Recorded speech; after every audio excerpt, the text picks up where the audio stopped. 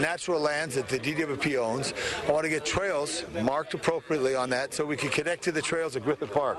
The road was shut down in 2005 after a record 35 inches of rainfall created landslides and left a trail of destruction. The eastern side of the lake reopened in 2009, but the west side had remained closed until now. Basically, the road was wiped out.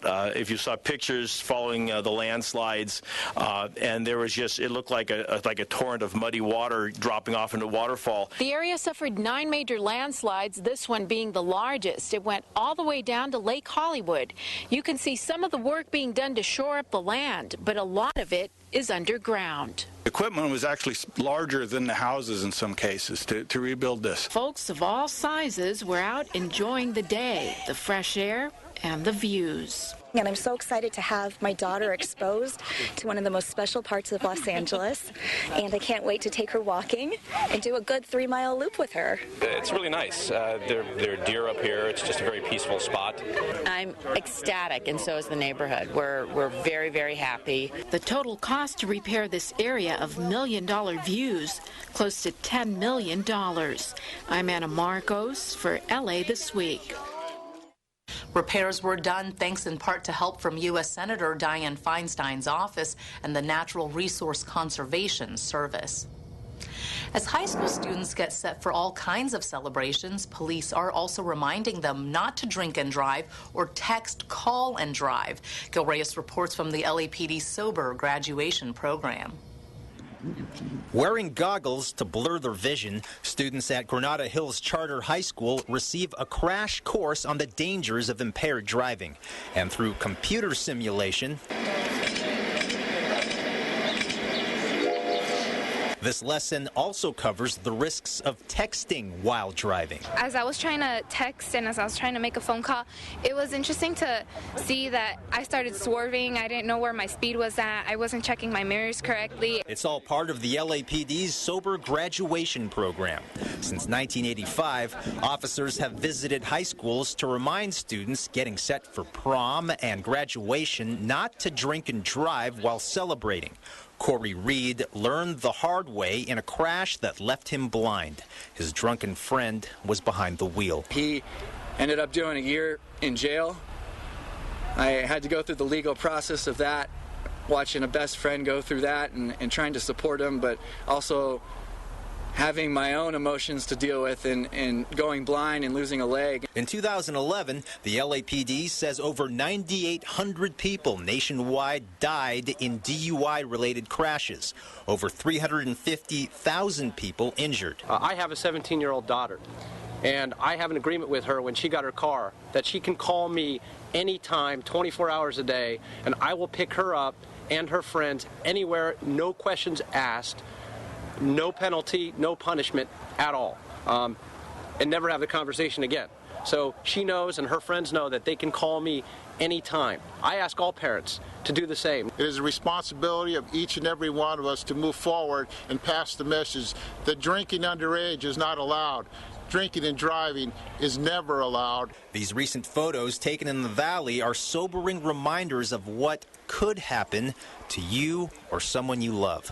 In Granada Hills, Gil Reyes for LA This Week. The LAPD plans to spread the message to over 50 high schools throughout Los Angeles. Remembering educator and activist Sal Castro, the city steps up security at its airports in the wake of the Boston bombings and their aftermath, and information you need to know to vote in the May 21st election. These stories and more in City Beat. Sal Castro, a Mexican-American educator and activist, died on April 15th at the age of 79. Castro was most known for guiding student walkouts at 5 predominantly Mexican-American schools on the east side back in 1968. During this time, students demanded a culturally relevant curriculum, new schools, and an end to corporal punishment, among other demands. In a written statement released by the mayor's office, Mayor Antonio Villaraigosa said Castro will always be remembered for his commitment to improving educational opportunities for everyone, regardless of race. Out of an abundance of caution, airport police increased its presence at LAX, LA Ontario International, and Van Nuys airports last week in response to the explosions in Boston near the finish line of the Boston Marathon. They are also encouraging the traveling public to remain vigilant. Notify the authorities if you think there's something suspicious. You'd rather be safe than sorry. Los Angeles World Airports says police deployed bomb detection canines, additional patrol officers, and security personnel. Councilmember Tom LaBonge declared Friday, April 12th, the 12th annual Jackie Robinson Day in the city of Los Angeles. The declaration made in council chambers happened to coincide with the release of the movie 42 about Robinson's life and baseball career. Uncle Jackie, one thing that I got out of the movie, as far as I noticed a lot about family.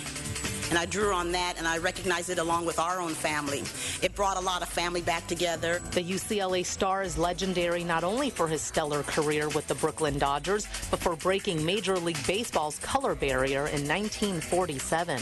He brought millions of us together in a new friendship and understanding. After his baseball career, Robinson's tireless efforts to eradicate racial injustice earned him the Presidential Medal of Freedom. The LA City Clerk's office is reminding those who want to vote by mail in the May 21st general, municipal, and special elections that the first day to apply for a vote by mail ballot is Monday, April 22nd, and received no later than Tuesday, May 14th at 5 p.m. Applications for a vote by mail ballot can be found on the back cover of the official sample ballot and voter information pamphlet, which is mailed to all registered voters. Applications are also available on the Election Division website in English and various other languages. The city clerk's website is cityclerk@lacity.org.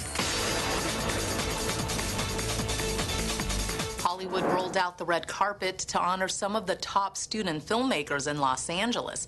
Yana Kay takes us to the Student Media Film Festival.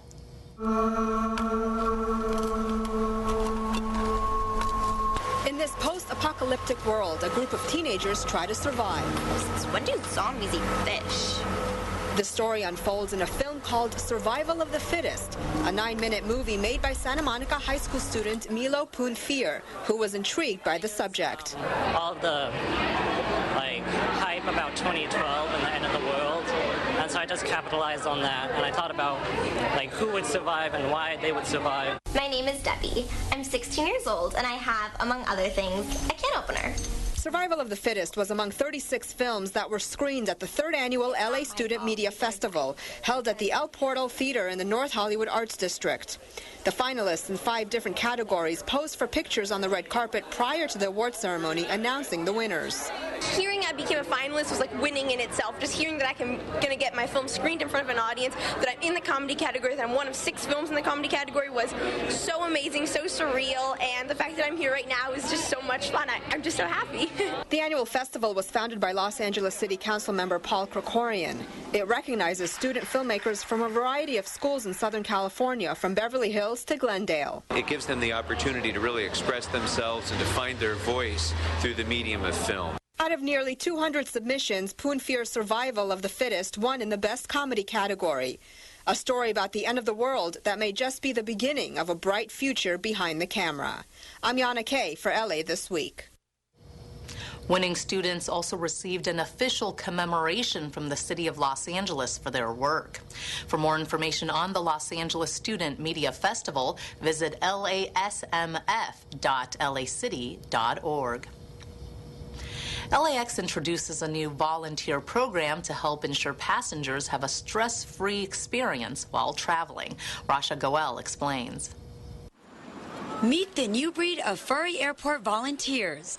These dogs and their owners are part of the Los Angeles International Airport's Pets Unstressing Passengers program, also known as PUP. These pups, I think, are going to be amazingly effective at relieving stress and anxiety, and exceptionally helpful in calming nerves and creating a more friendly atmosphere and travel experience for the passengers. Traveling can be stressful sometimes, or people might be traveling for, not so pleasant reasons. So having a dog and a volunteer coming up and talking to you and being able to hug and pet the dog, it's priceless. This is the first time ever therapy dogs are at LAX. LAX has partnered with Therapy Dogs Incorporated, an organization that works with members who are involved in volunteer animal-assisted activities. In addition to training with the organization, each volunteer then trains at LAX. The training at LAX includes a 4-hour classroom where they are learning how to handle situations at the airport. They're learning where the airlines are. They help with wayfinding and directions and assist passengers in need. This is Finn, who is one of the dogs part of the PUP program. Now, he and his furry friends will be here at LAX 7 days a week, working in 2-hour shifts with their handlers, and you can find them in the boarding areas. We've been having a great time so far, whether it's passengers, and he's just the right height for kids, so kids can run up and say hi to him, but also the security guards and TSA. It de-stresses them as well. We have 2 at home, and it reminded me of I'm going to go back and see our dogs. So it was great. Made me smile. Passengers can also learn more fun facts about these furry friends through trading cards, giving passengers at LAX a pup-tastic experience. In Los Angeles, I'm Rasha Goel for LA This Week. Airport officials say the PUP program is open for more volunteers. If you are interested, you can check out the website at lawa.org/VIP. And in this week's list of things to do, a chorus of 1,000 students performs, appreciating ballet from a design perspective and getting your hands dirty for a local arts center. The Los Angeles Master Chorale presents a free annual concert at Walt Disney Concert Hall as part of its 24th annual Los Angeles Master Chorale High School Choir Festival. It takes place on Friday, April 26th at 1 p.m. The concert features a choir made up of 1,000 students from 25 Southland high schools. The Walt Disney Concert Hall is located at 111 South Grand Avenue. For information, go to lamc.org/HSCF. There's no arguing ballet is art, but the Dance and Design event on Saturday, April 27th at Gensler downtown looks at dance from a design standpoint. The event features the artistic director from American Contemporary Ballet, who will speak on that very subject. This talk will also be highlighted by premieres of short dance works with ACB principal dancers and musicians. The performances are at 2, 7, and 9 p.m., and after every performance, the audience will be able to join the artists on the dance floor for drinks and live jazz. Gensler Downtown is located at 500 South Figueroa Street. Go to AmericanContemporaryBallet.org for ticket prices and parking fee information. And while weekends are usually for doing work around the house, maybe you can spare a few hours on Saturday, April 27th, to help transform a section of Beyond Baroque's front lawn into an ocean-friendly garden. Founded in 1968, Beyond Baroque is one of the country's leading independent literary art centers and public spaces. The garden project from 10 a.m. to 3 p.m. includes planting native plants, building infiltration basins, and applying mulch. You're asked to bring your own gardening equipment. Refreshments will be served. Beyond Baroque is located at 681 Venice Boulevard in Venice.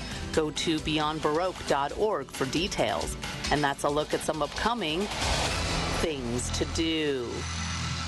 During this year's Asian American Pacific Islander Heritage Month, the city is celebrating the diverse community with a poster contest for students. Saida Pagan shows us what the kids came up with. These poster contest winners were all smiles as they posed for pictures with LA Mayor Antonio Villaraigosa. Their artwork was on display at El Pueblo de Los Angeles Historical Monument. The contest was in advance of Asian and Pacific Islander American Heritage Month. Children from all ethnic backgrounds and all ages created the posters to the delight of everyone. The best way to celebrate our diversity, the fact that we come from so many places, is to learn about our history. To learn about the history of, in this case, people who come from Asia or from Pacific Islands, to learn about their culture, to learn about their leaders, to learn about the contributions they've made to America. The theme this year was to dream, and 10th grader Joshua Kim dreams of peace among Asian nations. No matter how different you are, you guys should all be together. You guys are all the same thing inside and out. Jocelyn Marzon won the top prize, the Best in Show. Her poster depicts unity in the Philippines and has a message that resonates here at home. Like in school, I always help everybody, you know, keep them company whether they need it or not. I'm always there. And like it's just helping out. It's not a problem. This poster competition is one of several that are held each year to help celebrate the city's diversity. This poster competition was sponsored by the City of LA and Wells Fargo Bank. It's amazing, you know, to be American Asian myself. It's just a sense of pride, curiosity in other cultures, and just open to embrace all of it because they're all great. The first place winner got a $300 grant, and in addition, Wells Fargo will be issuing free postcards depicting some of this fine artwork. In downtown Los Angeles, I'm Saida Pagan for LA This Week. That's going to do it for this edition. Thanks for joining us. I'm Ellen Chang. A reminder that you can catch us online at lacityview.org. You can also follow and like us on Facebook. We'll see you back here next week for more of LA This Week.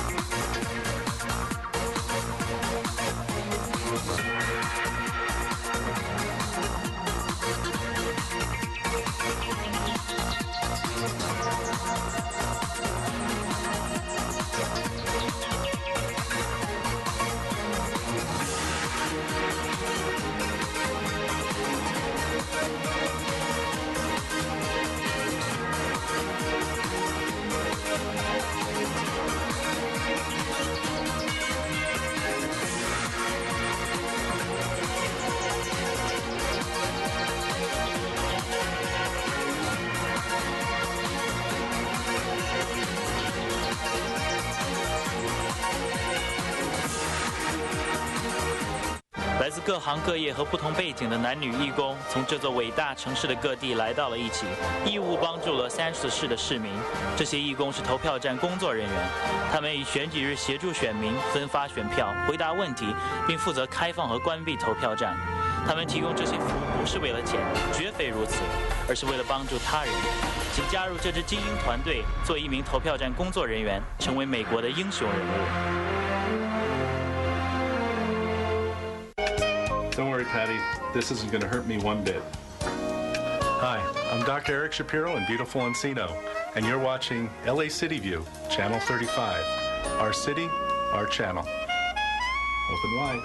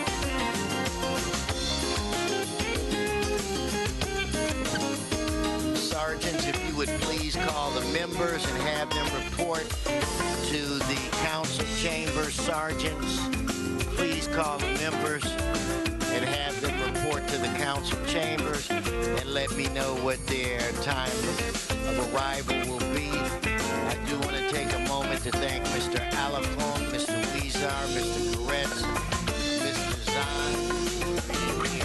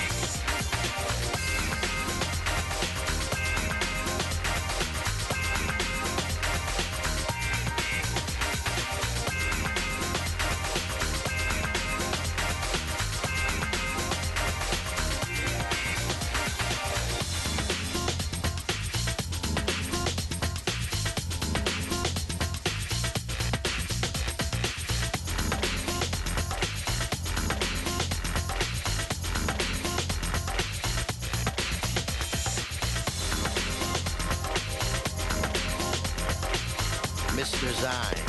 Mr. Zine.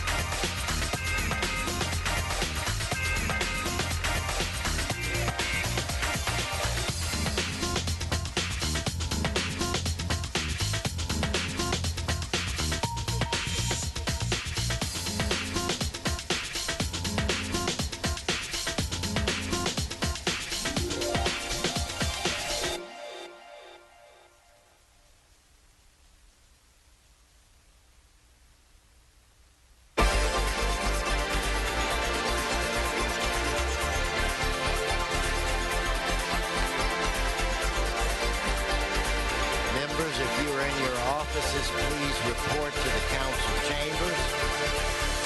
Please report to the council chambers.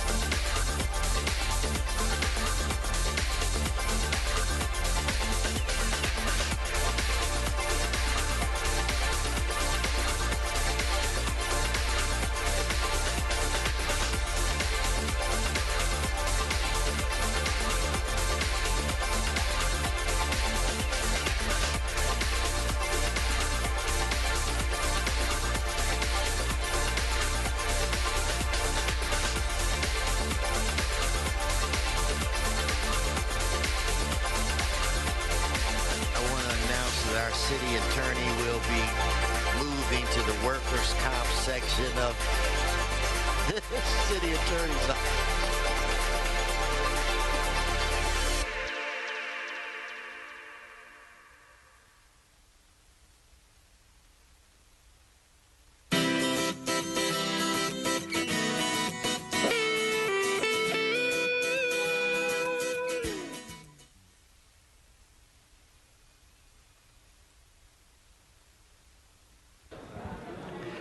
Okay, today is Tuesday, April 23rd. I want to welcome you to your Los Angeles City Council meeting. If I could have quiet, please. Shh.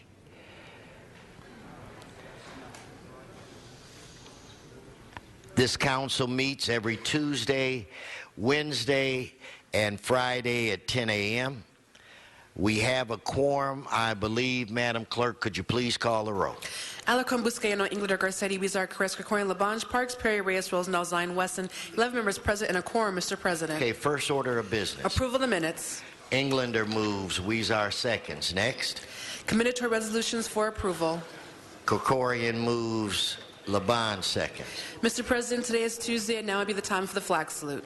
Okay, if I could ask everyone to please rise for our flag salute. Will be led today by Council Member Alarcon. Place your right hand over your hearts and begin. I pledge allegiance. Pledge allegiance to the flag of the United States of America and to the republic for which it stands, one nation, under God, indivisible, with liberty and justice for all.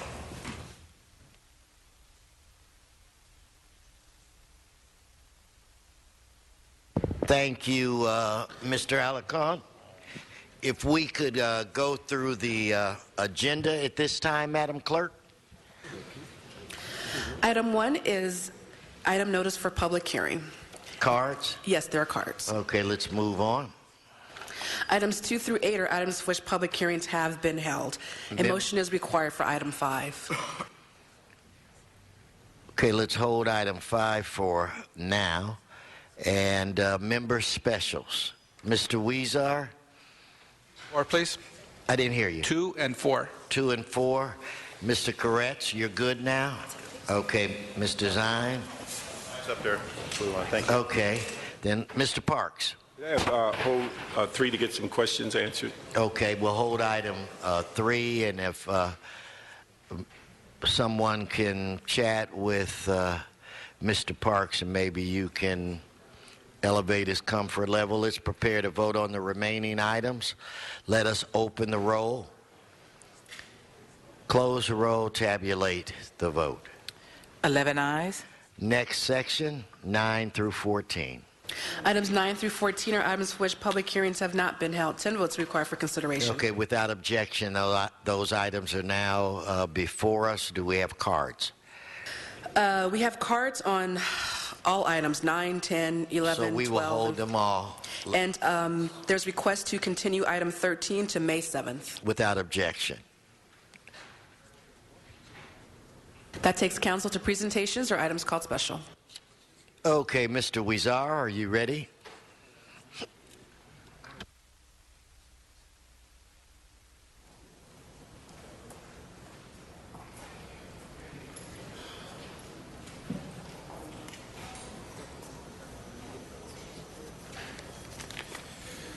Well, good morning, Mr. President, colleagues, and public. And I am thrilled today to stand here amongst some members of a musical dynasty, and they are known as the Rivera family. I'm joined by Don Pedro and also by Gustavo Rivera.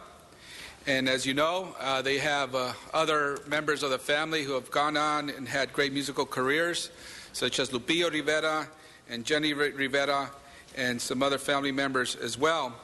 And today we not only honor the collective voices and contributions of the Rivera family, but also pay homage to Jenny Rivera, who passed away in December, but we will never, ever forget her or what she contributed to music. She is in all of our hearts and in the hearts of millions of fans across the world. When she passed away, the English language media, to be quite frank, had to play catch-up. But even they eventually realized what the rest of us already knew. Jenny Rivera was an icon, an incredibly talented woman who inspired millions, particularly young women, with her music, her passion, and her personal message of never giving up on your dreams. We all miss her dearly, but her gift of music will live with us forever. And with her sons as well, miss her dearly as well. Like Jenny Rivera's talent, there is no end to the inspiration she gave us and its positive influence on our lives. May God bless her. And when you think of where that inspiration began, it began with the people who are here today. The Rivera family's patriarch, Don Pedro Rivera, embodies the American dream, having immigrated to the United States in 1966 from Sonora, Mexico. When we think of his talented family, we think first and foremost of Don Pedro. And we're very fortunate that this Sunday, at our annual Fiesta Broadway, right here in downtown Los Angeles, where we celebrate Cinco de Mayo, Don Pedro Rivera will perform for all of us, along with his sons Gustavo and Juan Rivera. Don Pedro Rivera Cervantes is a composer, actor, producer, and most importantly, the head of the most successful and well-regarded music family in Latin American music. Jenny, Juan, Pedro Jr., Gustavo, and Lupillo Rivera are fondly known as the Rivera dynasty. Pedro Rivera and his children are popular in both the United States and Mexico, selling out arenas, reaching the top of the charts, and inspiring others through their music. Don Pedro Rivera is also an entrepreneur who established his own independent recording company under the name Cintas Aquario, where he launched the musical careers of such musicians as Chalino Sanchez, El Chapo de Sinaloa, Los Rasos, and Los Canelos de Durango, amongst others. I get more and more impressed each time I hear more about this gentleman. It is through Don Pedro that his 6 children learned that with blessings and hard work comes great rewards. We're also here joined today with his other son, Gustavo, who has trailed the roads as much as any other members of his family. The second oldest of the Rivera children, Gustavo Rivera, recorded his first album in 1994. His musical style combines estilo grupero along with a romantic style, which musically is not an easy thing to do, right? Gustavo has become a popular interpreter and composer of this unique genre.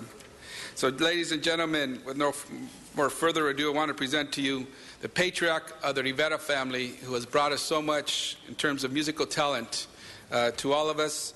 And may he continue to do great things.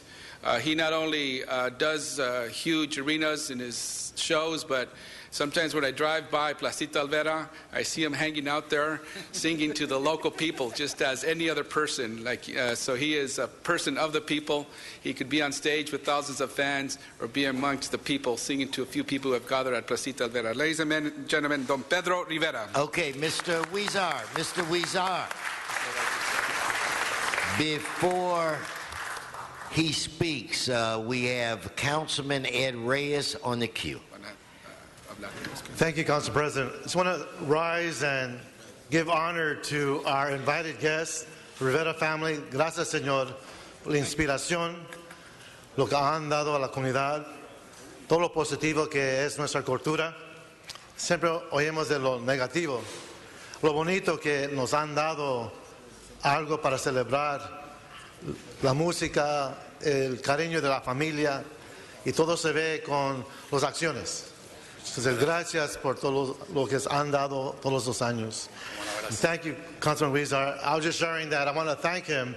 We always hear the negativity in the media, but to have him here present as a family truly reinforces and celebrates that which he has offered to our culture, to our community. That is the warmth of family, the love of community, and just through his actions demonstrated all that's positive about this great man and his family. So muchas gracias. Gracias. Y les doy la bienvenida y ojalá seguimos adelante. Muchas gracias. Thank you very much, Mr. Labange. very much. I want to say my Spanish is no good, but my love of people is great, and then to know of people who many people loved. Many people loved Jenny Rivera. Many people loved her for what she did, because music makes the world go round and makes it international. So I didn't want to let this moment pass, and thank Mr. Huizar for bringing the conclusion of a moment to say Jenny Rivera will always be in our hearts and minds. And I love Elvis, but I don't want to ruin this moment. I don't want to sing. But she was always there for loving us, loving you. She was tender. She was all the great things. And now she's with the Lord. So God bless Jenny Rivera. Mucho gusto. And thank you, Mr. Labange, for not singing. Mr. Alarcón. Thank you. Gracias por estar aquí otra vez. Es un placer que ustedes están presentes hoy. Es triste que Jenny no puede estar aquí físicamente, pero está presente en nuestros corazones siempre. Quiero ofrecer las felicidades a su familia, tan importante en nuestra cultura. Y para la gente de Los Ángeles, gracias por su éxito y la oportunidad a celebrar nuestra música. I want to say thank you especially to the family and to say that it's sad that Jenny couldn't be with us physically, but she remains in our hearts. And we also want to thank the Rivera family and dynasty for contributing so much to give pride to the Latin American community for the music that they love so dearly. Thank you again for being here. We are honored to have you, and we only wish that Jenny could continue to give us the great music that she has provided. Thank you. Thank you so much. Thank you, Mr. Huizar. Pues muchísimas gracias a todos, gracias a la ciudad de Los Ángeles. Un momento. Can we have a translator up here, please? Okay. He speaks Spanish better than I do. Okay. Diga poquito y ella lo dice en inglés. Luego, sí. You could do it, Mr. Huizar. I love it when you speak Spanish. It's above my pay grade. Sí, decía que estoy muy agradecido a la ciudad de Los Ángeles por todo el apoyo que nos han brindado, por los reconocimientos que nos han dado a la familia. Sí. I just want to thank the City of Los Angeles for all the contributions they've given us and for the support that they've given us. Y quiero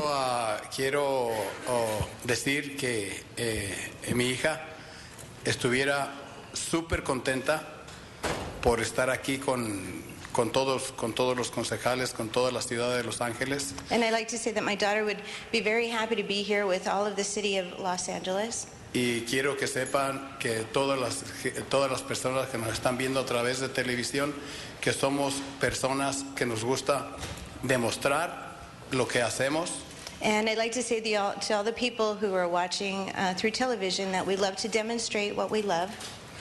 Nos gusta demostrar nuestro talento, nos gusta trabajar por lo que queremos. We love to show our talent and to work for what we love, what we want. Y estoy muy agradecido con todo el público por el cariño a la familia, por el cariño a la dinastía y por el apoyo que me están dando ahora que estoy lanzándome como cantante. And I'd like to thank the public for all the support they're giving to me, to our family, to our dynasty, and for the support they're lending me as I'm launching out my singing. Y ahorita que acabo de hablar con el señor Huizar, yo sé que él es de Zacatecas y les quisiera cantar un pedacito de una canción que compuse a Zacatecas.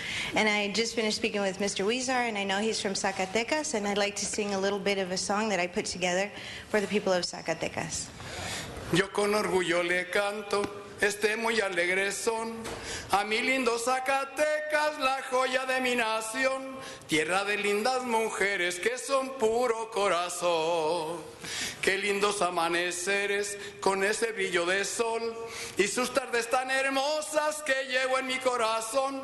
Al ritmo de la tambora se me alegra el corazón. Soy nacido en Zacatecas, muy enamorado soy.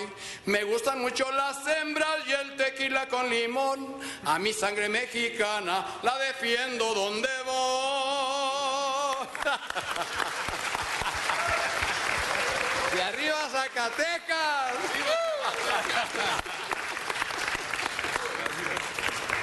Muchísimas gracias. Los esperamos a todos en la fiesta Broadway. Espero que nos acompañen. Y como seguimos con la guía de los artistas, estamos en un programa que se llama Quiero Ser Grupero. Sale a las 8 de la noche en un canal. So I'd like to thank you all and invite you to join us at the Broadway Festival.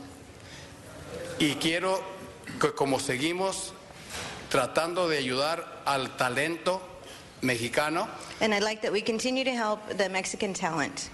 estamos en un programa que se llama Quiero Ser Grupero. And we're going out in a program called Quiero Ser Grupero, which I want to be a groupie. Que sale por Azteca América a las 8 de la noche de lunes a jueves. So it comes out on Azteca America from Monday to Thursday at 8 o'clock.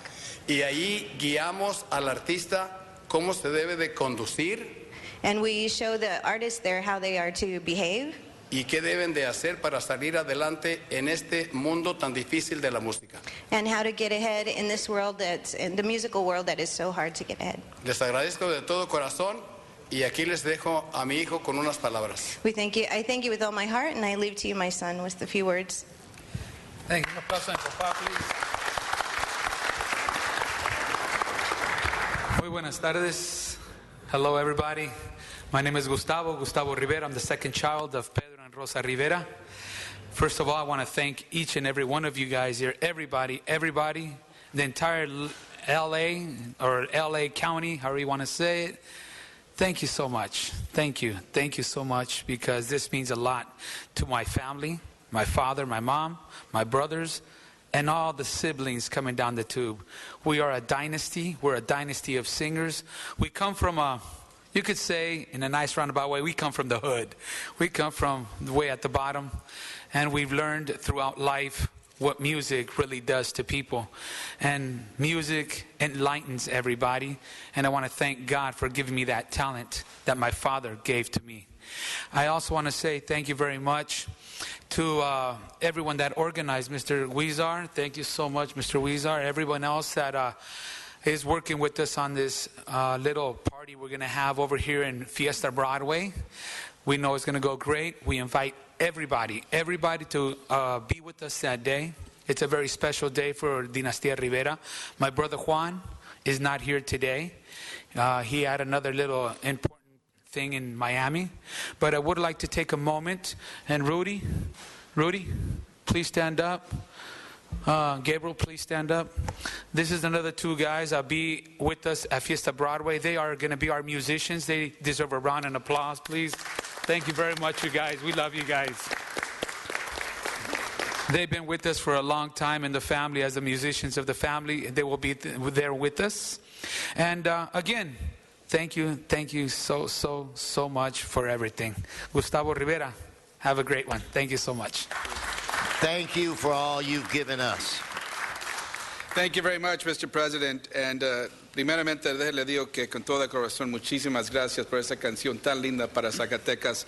Usted sabe que para nosotros los mexicanos nos identificamos de dónde venimos, cuál estado, y ahí son mis raíces, mi tierra, y cuando toca la tambora sí me alegra el corazón. Muchísimas gracias.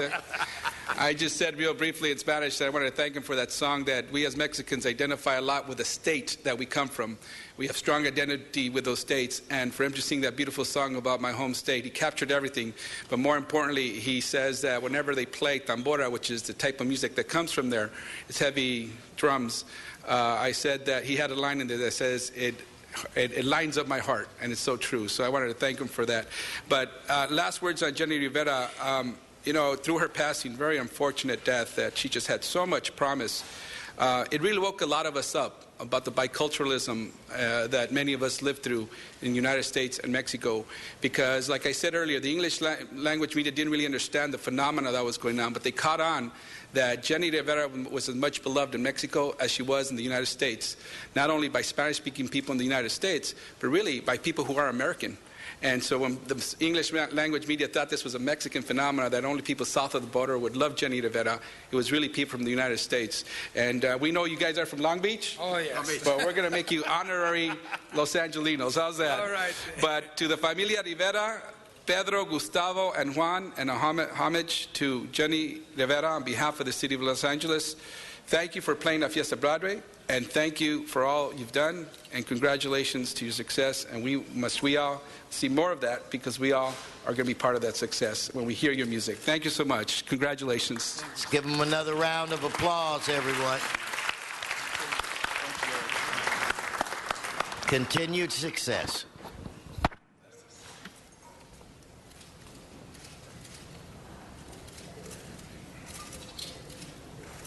Okay, it's my understanding, Mr. Parks, that you're satisfied with item 3. So are you ready for your presentation? Okay, so as he's going to the center podium, why don't we, Madam Clerk, vote on item 3? Could we open the roll, close the roll, tabulate the vote? 11 ayes. Okay, next we'll go to Mr. Parks.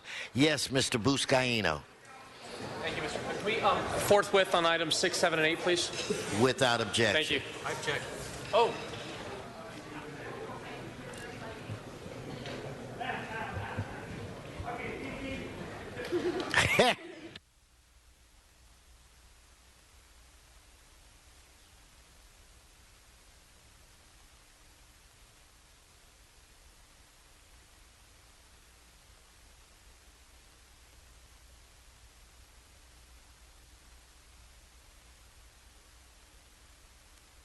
Ask one of our long-term Los Angeles Police Department employees, Bruce Brockstead, to come up at this time.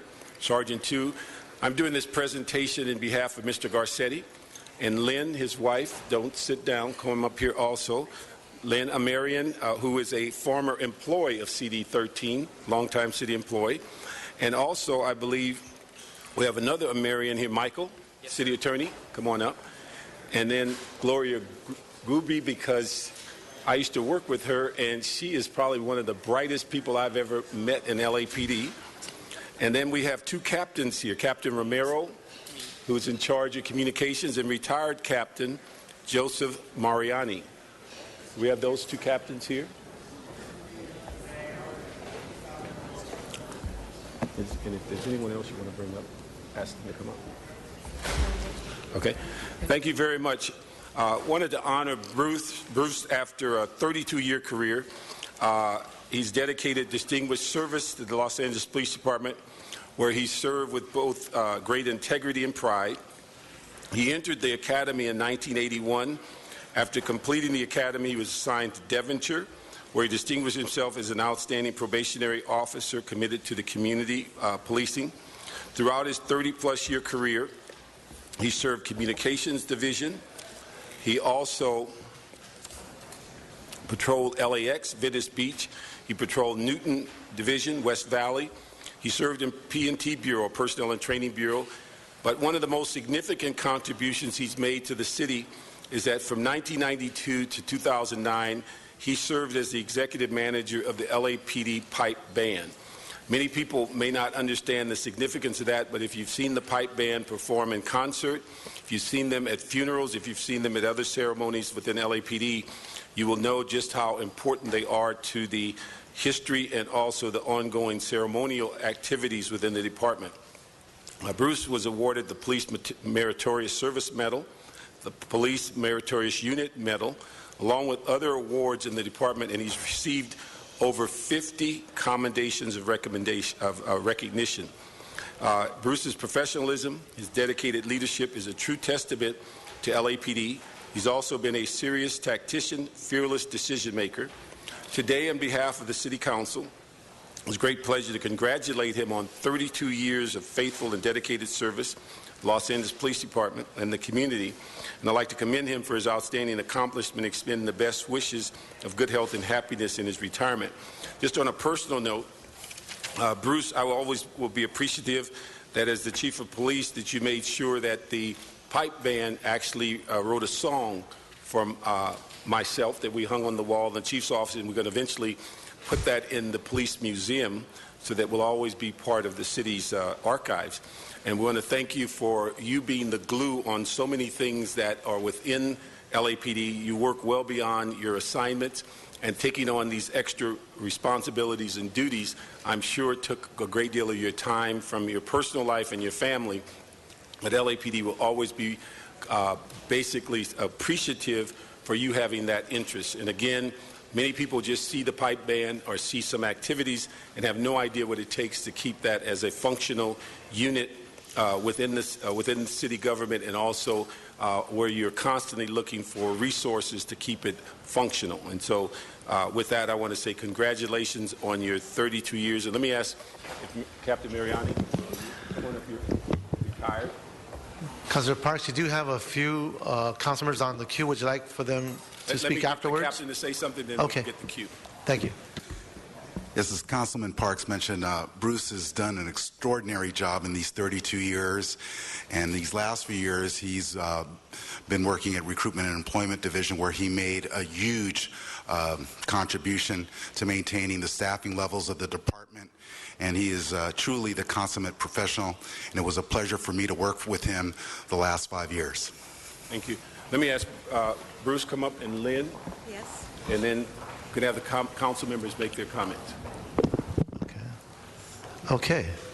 We do have several council members on the queue. Councilman Englander?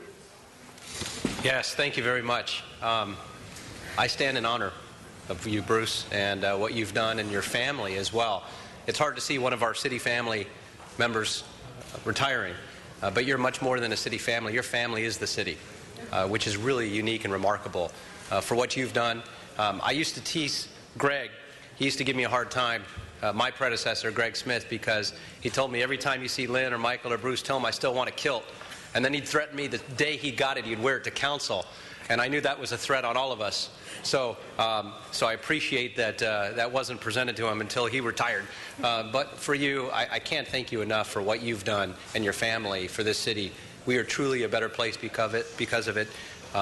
Lynn, you are incredible, and hopefully you two will spend a lot of good quality time together. You've raised an amazing son. Michael is just remarkable, one of by far the best city attorneys I've ever worked with in my experience of working with anybody. Sort of been really just a highlight of my career when you get to work with so many wonderful people, and it's so unique where you've got a city family like yours. You've got to be proud. I know we all are. I think it's fitting, and I appreciate you, Chief, presenting Bruce with his retirement before all of us. I would have one request, though, and that is if you could sing part of the song that you hung on your wall, Mr. Parks, for all of us here. I know, Joey B would step up to the plate to do that, and probably Eric as well. But Bruce, I wish you all of the best, and I understand.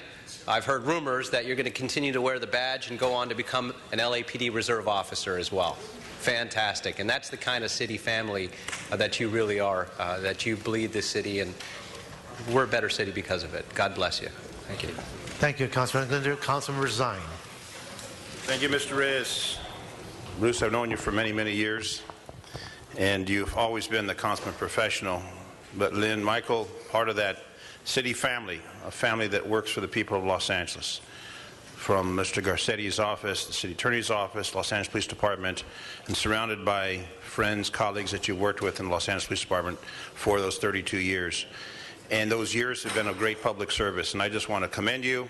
You are a resident of the 3rd Council District, and I want to acknowledge that.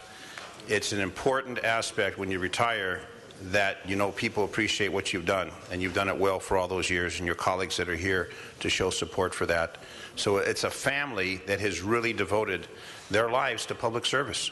whether it be through the political process, excuse me, through the city attorney's office, through the Los Angeles Police Department. So congratulations, well deserved. Those hash marks will continue as a reserve officer. You will continue gaining those hash marks.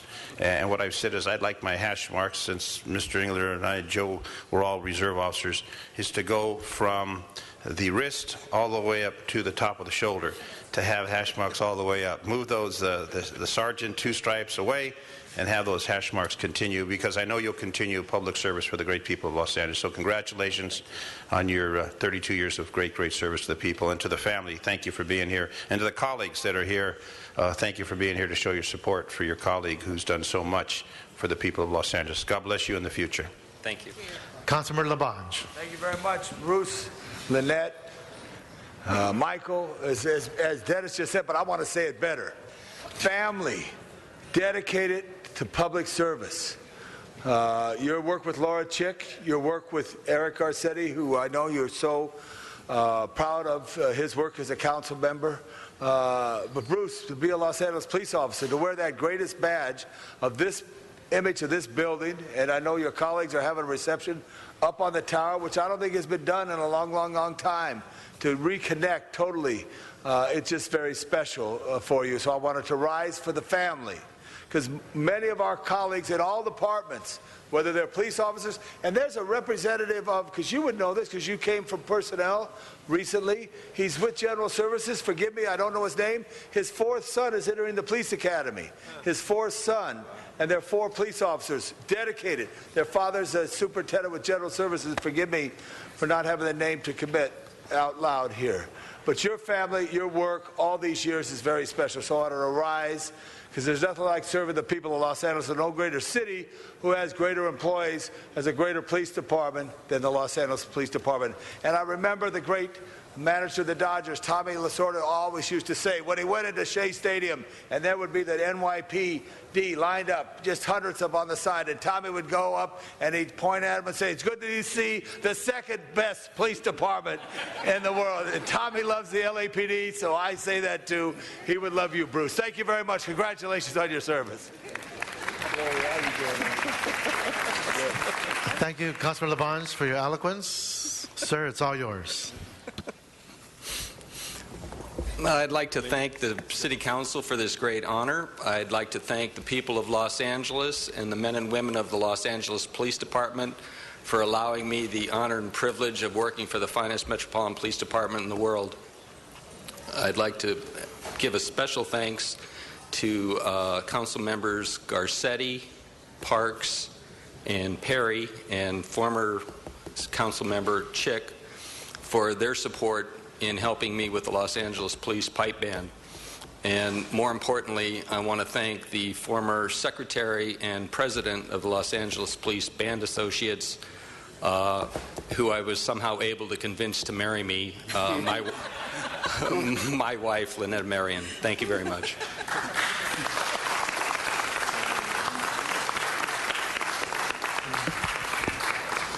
Bruce, on behalf of Eric Garcetti and the entire City Council, I'd like to present you this resolution in honor of your retirement, and best wishes and good health.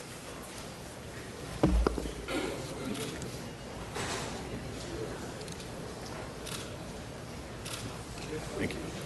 Thank you, sir. Thank you. We're going to go in the back and take some more formal pictures.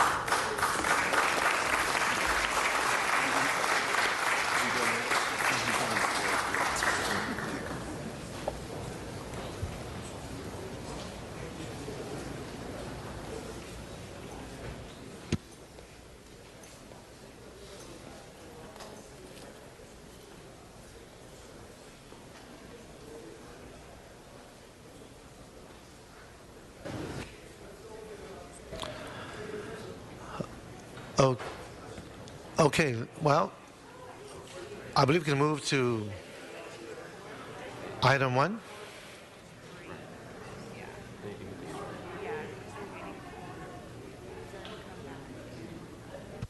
Let's move to item 1. Item 1, call special for cards. Okay, we do have John Walsh on item number 1. Mr. John Walsh, are you here?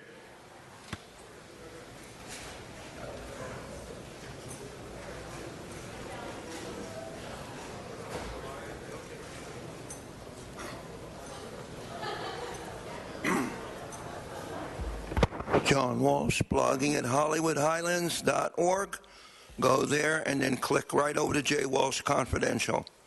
And here, this is, we need more places to buy alcohol. As you know, sometimes you have to walk 10, 15, as much as 50 inches in places like Hollywood to find a place to buy alcohol. But thank God for you. You've never turned it down. And here we have necessity for alcohol. Necessity. So the point is, anybody can open and sell alcohol, but only 110 places can sell marijuana. I wonder why.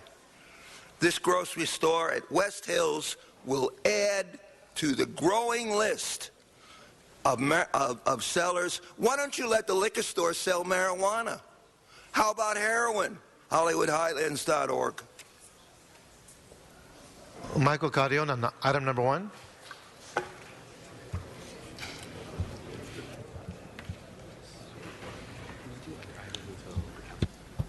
I agree with Mr. Walsh. Why don't you? You have a problem with the marijuana. Why don't you just open up marijuana shops like you open up liquor stores? No one councilman here stood up for not allowing these liquor stores to continue. Yet you all pretend to have the city's best interest at heart. Alcohol is a drug, period. Whether you consume it by your mouth, or you stick a needle in your arm after cooking some heroin, or put crack in a pipe, it has the same effect. Does not allow you to respond in a timely fashion. Alcohol contributes to more crime and death in this city than any other drugs or all drugs combined. Mr. Krikorian, Mr. Labange, Mr. Buscaino, Mr. Ellinger, and Mr. Krikorian are all just sitting here reading. None are saying nothing or doing anything about it. So I guess you all agree with me that open up all the liquor stores in your community to make the few richer and the poor poorer. One day, alcohol is going to affect your family, where a drunk driver injures one of your family members. And then I guarantee you, you're going to be up here whack, whack, whack, whack, complaining about, oh, let's do something about it. A day late and a dollar short. One more time. LA City Council at its best. Thank you very much. Councilor Labange. I just wanted to say that it's important that our planning department review these where appropriate in a market. This is not a liquor store, this is a market. And we all are sensitive to whatever use is, and also it is reviewed by the police department, and every day is a blessing. Thank you. Seeing no one else on the queue, let's open the roll, close roll, tabulate the vote. 12 ayes. Okay. Thank you. Sure.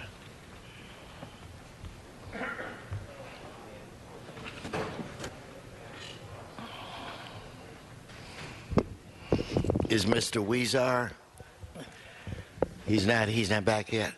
Okay, why don't we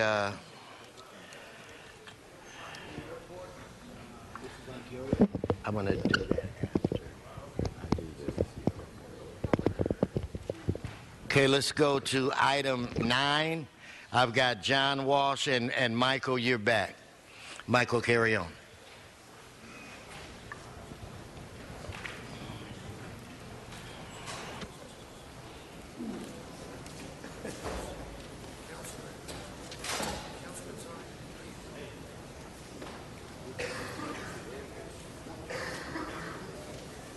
John Walsh. John Walsh, blogging at HollywoodHighlands.org. Go right there, click like that, and guess what happens? You come right to J. Walsh Confidential with the new blog right up there from last night. We'll talk about that during my 2 minutes. But this is important. This, incidentally, remember, I don't come up here and say, you're just a bunch of crooks, even though I am an old white guy. Most of us go like this. The REAP project has been an enormous success. I would thank Jackie Goldberg. I'm glad we got term limits to bounce her for other reasons, but Jackie Goldberg was responsible for this. What happens is if your landlord really screws up, the government says, pay us the rent, and maybe your landlord will get it. Not to say that 99.9% of the landlords are absolutely honest. HollywoodHighlands.org. Michael.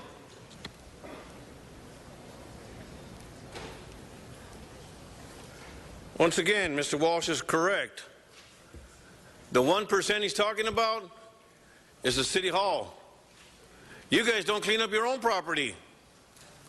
I had to fight tooth and nail for Mr. Reyes to clean up some property in his office, in his district. I brought pictures to prove to you that the stay on the topic. It's the REAP. You guys are exempt from it. Why? That's my question. You're the worst landlords in the city. You don't clean up your own property, but you put other people's property in REAP. Shame on you. Whoever wants to interrupt me, shame on you. I brought you the pictures and showed them to you. You can stand up here and complain all you want. I brought the proof to you and showed it to you. Michael, I don't question that, but stay on the actual My question item. is again, why are you exempt from the REAP program? You guys leave your properties looking disgusting. Somebody has to prove it to you. And you still do nothing about it. You protect yourself by saying, oh, we're on it. Just like you are in my council district. Walls are falling down for 8 years and nobody's done anything about it. Shame on you guys. Thank you. Okay, let's prepare to vote on this item. Let's open the roll. Close the roll. Tabulate the vote. 12 ayes. Item 11, Mr. Walsh. John Walsh.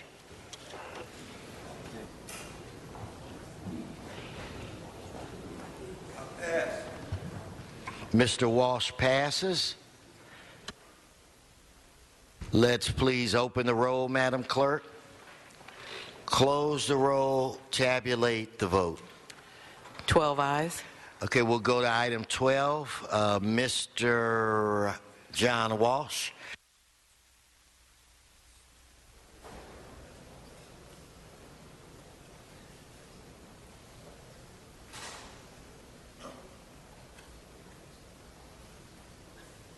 Mr. Walsh. John Walsh, blogging at HollywoodHighlands.org. Read the DCFS Garcetti post I put up this morning. Stay on the topic. This is what they are trying to do is turn downtown into a highway. Okay? That's what they want to do. This is my third minute. If you dig through this number 12, you see what it is. Consistent with secondary highway standards along North Broadway. See, where minority people live, first part of it was they were moved out just the way the Cheyenne was for wealthy white people. Now another section closer to Chinatown is being pushed for poor and minorities. So that's where the secondary highway shows up. No one sits here. Remember, if they don't want to vote on it, if they're not sitting here, it's to hurt you. HollywoodHighlands.org. Okay, before we vote on this, Mr. Walsh, I'm going to call 14 next. You may want to stay close. Mr. Labange. Mr. President and members, this is done through the Bureau of Engineering, through the council office, to make it a positive impact on the Chinatown community. And I disagree with the public speaker because he's just reading off the notes, and if he looked at the file, this is good for Chinatown, good for College Street as the work relates. And I only wish, Mr. President, we used to have a city engineer sit in meetings representing public works, and we should ask to have one because this is improper information often spoken. Thank you. Thank you, Mr. Labange. Let's prepare to vote on that item. Let's open the roll. Close the roll. Tabulate the vote.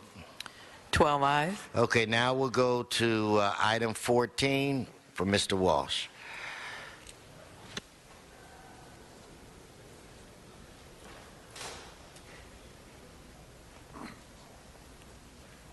John Walsh, blogging at HollywoodHighlands.org or jwalshconfidential.wordpress.com.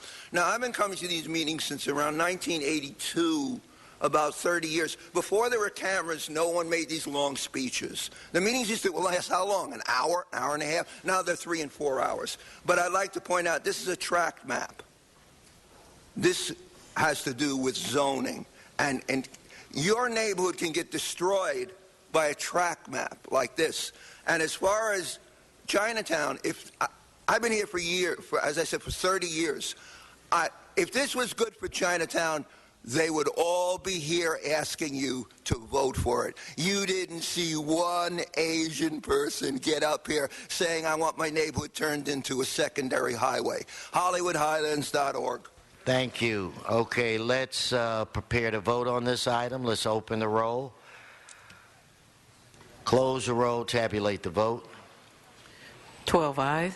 Okay, what I'm going to try to do now is take at least 2 general public comment cards, and then we'll move on to our next item. Bill Huey and Robert Bolster, please come forward. Thank you for that courtesy, Council President Wesson. Good morning, members of the LA City Council. My name is Bill Huey. I'm the president of Fair Housing Coalition, fairhousingcoalition.com. We believe in equality under the law for landlords and renters. Last week, we had a subcommittee meeting in City Hall in room 1010, where 2 people were chosen by the mayor to sit on the rent control board. Now, if you read the LHD website, they tell you the rent control board, the members, the 7 members, should be people who are neither landlords nor renters, so they can be fair-minded. Well, these 2 people have a track record of being anti-landlord. One lady was the head of litigation for the Inner City Center for Law and Justice. They make a habit out of organizing tenants and suing landlords. That's their stock and trade. You couldn't find one person in LA more bigoted against landlord. And then the other lady was from the West Hollywood Rent Control Board, where in West Hollywood they believe in 0 rent increase, even though the city raises the taxes and the utilities go up and all these other expenses go up, government-induced expenses, landlords can't raise the rent. They just have to, they can't pass it on proportionally to their tenants. They just have to absorb it. So if you went all through LA and tried to find the 2 biggest landlord haters who have the most impressive track record for driving landlords out of business, these would be the 2 ladies. And now they're going to be put on the board because the mayor wants them. Our mayor doesn't have a glowing track record, you know? Okay, and the right thing should prevail. You shouldn't honor the mayor's wishes. You should put people on that board who are fair-minded, are neither landlords or renters, and just are neutral. Don't bring people on to make the LHD more discriminatory, more bigoted against landlords. We're not evil. This is a legal business, and we provide affordable housing in LA. Driving landlords out of business creates more homelessness. Thank you for your time. Bye-bye. Thank you. Good morning, Mr. President and other council members. My name's Rob Bolster. I own apartment buildings in Los Angeles. Last week, I spoke at the meeting of the Rent Rate Adjustment Committee, which was held to vet 2 women, Betsy Handler and Aline Winderman, appointed by the mayor to that committee. In both cases, their work history has been exclusively on the side of tenant advocacy. Both Alarcon and Councilman Reyes addressed us. Councilman Alarcon's opinion is that when the mayor makes an appointment, it is the duty of the committee to ratify the appointment. For after all, the mayor is elected by the people, and if one takes issue with the appointment, elect a new mayor. By this and other comments, it is clear that the councilman does not intend to be fair and balanced in landlord issues. Councilman Reyes' take was novel. In his opinion, the explicit purpose of the committee is to represent only tenants, and the opinions of owners are irrelevant. So I asked Councilman Alarcon and Reyes, were all the apartment owners who attended the meeting last week, were they wasting their time and the other people there? And I invite their rebuttal. Thank you. Mr. Alarcon. Well, I just want to correct the speaker. I never said that it was our duty to support the mayor's nominees. However, I have said that it is most common for us to ratify the mayor mayor's appointees unless there's some egregious problem with that appointee. And nobody's wasting their time if they want to use their time that way. So thank you, Mr. Thank you, Richard. Okay, let's move quickly. Mr. Zine, are you ready with 10? No, I mean 5. Item 5? Yes. I have one. Item number 5, Mr. No President. cards on that. Number Go 5. ahead. We want to move A and receive and file B on item number 5. Move A, receive and file B. Okay, that'll be the order. Let's open the roll. Close the roll, tabulate the vote. 12 ayes. Mr. Weezer, are you ready? Yes. And that's items, what, 2 and 4? 4, and yes. Actually, just 4 first. 4 first. Okay, go ahead. Thank you, Mr. President and colleagues. This is a historic moment for the city of Los Angeles, and it's historic for our undertaking, and also because we're doing it at a timely time, which is the day after Earth Day, and I am pleased to present the Department of Water and Power's plan for getting off of coal by 2025. Now, as you may recall, the state has asked us to get off of coal by, or reduce our emissions from coal by 2027, and we have taken that charge and put a plan together to bring it to us even earlier. My committee heard this item last week, and I'm encouraged by what DWP has outlined. I want to thank Mr. Nichols and his team for this progress going forward. I do think it's important to make sure that we're not simply shifting from coal to other fossil fuels, but instead to clean, renewable sources of energy. We are given that opportunity. We should take advantage of it. This council has supported solar and geothermal projects in recent months. These show that we can implement this historic agreement and make a truly sustainable transition. Kicking our coal habit is the single biggest thing the city can do to cut global warming pollution. Only cars and trucks put out more carbon pollution than our coal plants, and in contrast to vehicles, the coal plants are uniquely within cities' control. So it's clear that we must act. It is also true that these actions come with a price tag. Our ratepayer advocate did a great job in analyzing this, and he is right to point out that these costs to us, even though they are just rough estimates right now. We discussed these cost estimates in my committee, so I want to make 3 important points on cost. First, there is no cost-free option. Like I said, if we do not put in place a plan for getting out of coal, we will be forced out in 2027. We can either plan now for a transition and get out of coal early, or we can wait and just hope that somewhere, somehow, someone will send us cheaper power. Second, the costs estimated today are going to change significantly over the next 7 years. The size of the plant is still up in the air, and our partner utilities must also decide how much power they will buy from the new plant. The cost of renewables may go up or down, and the same is true for natural gas. The liabilities of carbon pollution are likely to increase as well. And third, the ratepayer advocate and DWP will be working closely in the coming several years as we design this to find additional cost reductions and even opportunities for revenue. And one of those possibilities is more energy efficiency. Obviously, if we use less of it, the less it will cost all of us. So I want to thank you and everybody who made this possible, and my colleagues on the committee, Mr. Alarcon, Mr. Koretz, who have been strong advocates of moving towards this even before this plan came about. I believe Mr. Koretz might want to share a few words, and then Mr. Alarcon, and we have the DWP will give us a brief presentation, Mr. President, after our colleagues discuss this. Okay, what I'm going to do, I'm going to call on Mr. Zine, followed by Mr. Koretz, followed by Mr. Alarcon. Thank you, and also a member of that committee to make sure that we do what we need to do with the reducing that use of coal for our power. Mr. Pickle, if you could please come forward. I know there was concerns regarding the cost factor. There's no question we need to remove ourselves from coal from Arizona and Utah, but the question remains about the cost factor and other options that are available. And I do have a verbal motion that I'd like to introduce, but if you could just discuss for a moment that aspect, the cost factors, because that's obviously an issue for the ratepayers. The plan change for this plant is 12 years from now. To understand the amount of uncertainty, it's easiest to look back 12 years and understand how the world 12 years ago looked. Many things will change as we move forward on this, and as Councilman Huizar correctly said, gas prices will move up and down, coal prices and requirements on coal plants will change, and the cost of renewables will go up and down. And it's good we monitor this and choose the right mix of alternatives. This is perhaps the biggest single energy decision that we've faced since 1980.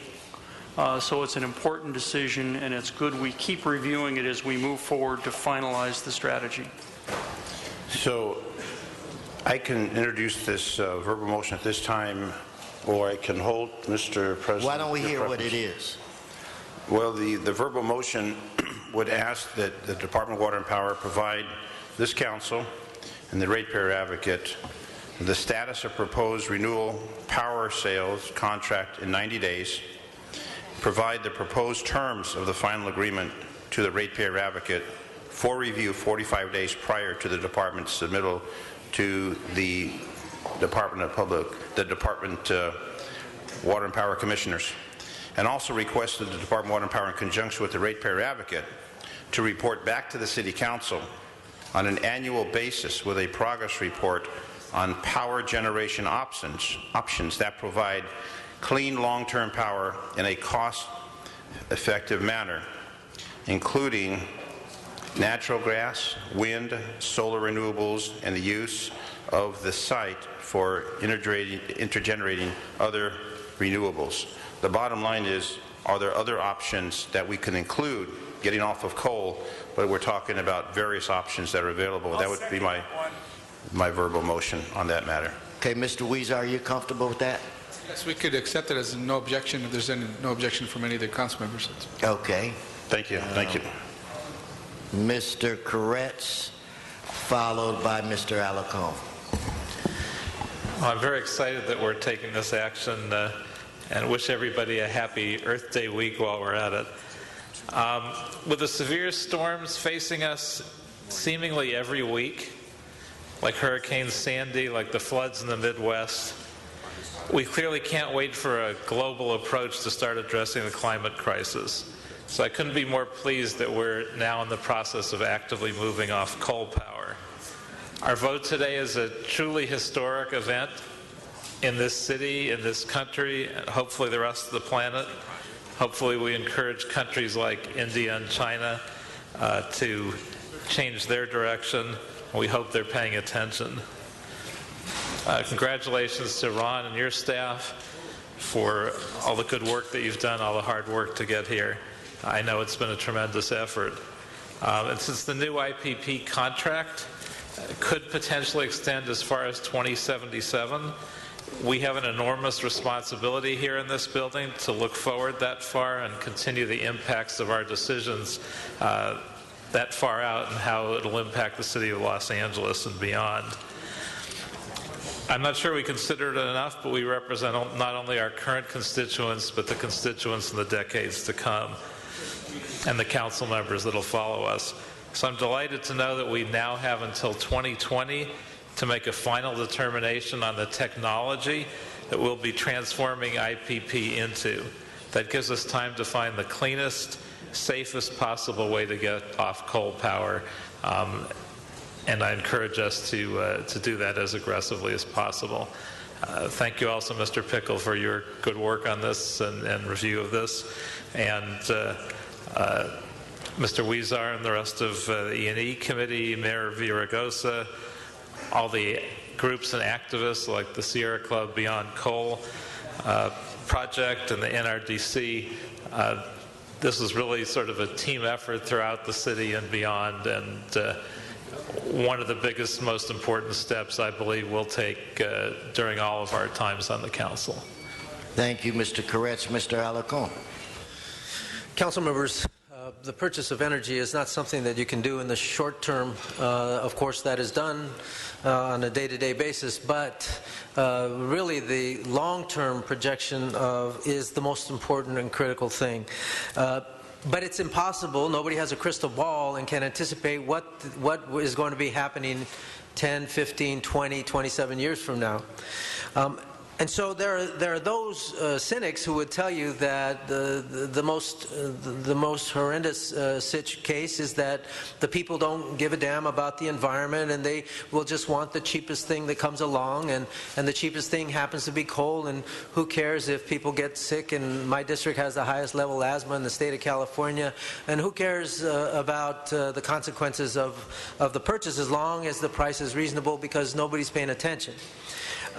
Then there are those who have hope for the future, who believe that we are creating a better world, who we are going to create environmental improvements, and we are going to give our children a better place in which to live, physically as well as emotionally. And so I think the direction of the Council with regard to the energy purchase is as important an issue as anything else in declaring which mindset we are going to create for the people of Los Angeles. DWP today, with the City Council and with the advocates, especially the Sierra Club and so many other advocates who have come together to present hope to the future of Los Angeles. With that kind of hope, this Council can dictate a better future for Los Angeles. And not only doing that, it's not only about sending a message, it's about creating an environment for a better economy, an economy that is driven by environmental improvements, so one that creates an investment, expands the investment portfolios for those who want to invest in cleaning up our environment. And because Los Angeles is such a huge customer in this area, we can actually drive the investments for money that capital go into clean powered energy. And that's the most important statement that is being made today. Los Angeles is going to be a driving force for the nation in ensuring that people understand that if we participate, we can clean up this environment. And we should never turn a blind eye to our responsibilities, because we have kids to be responsible for.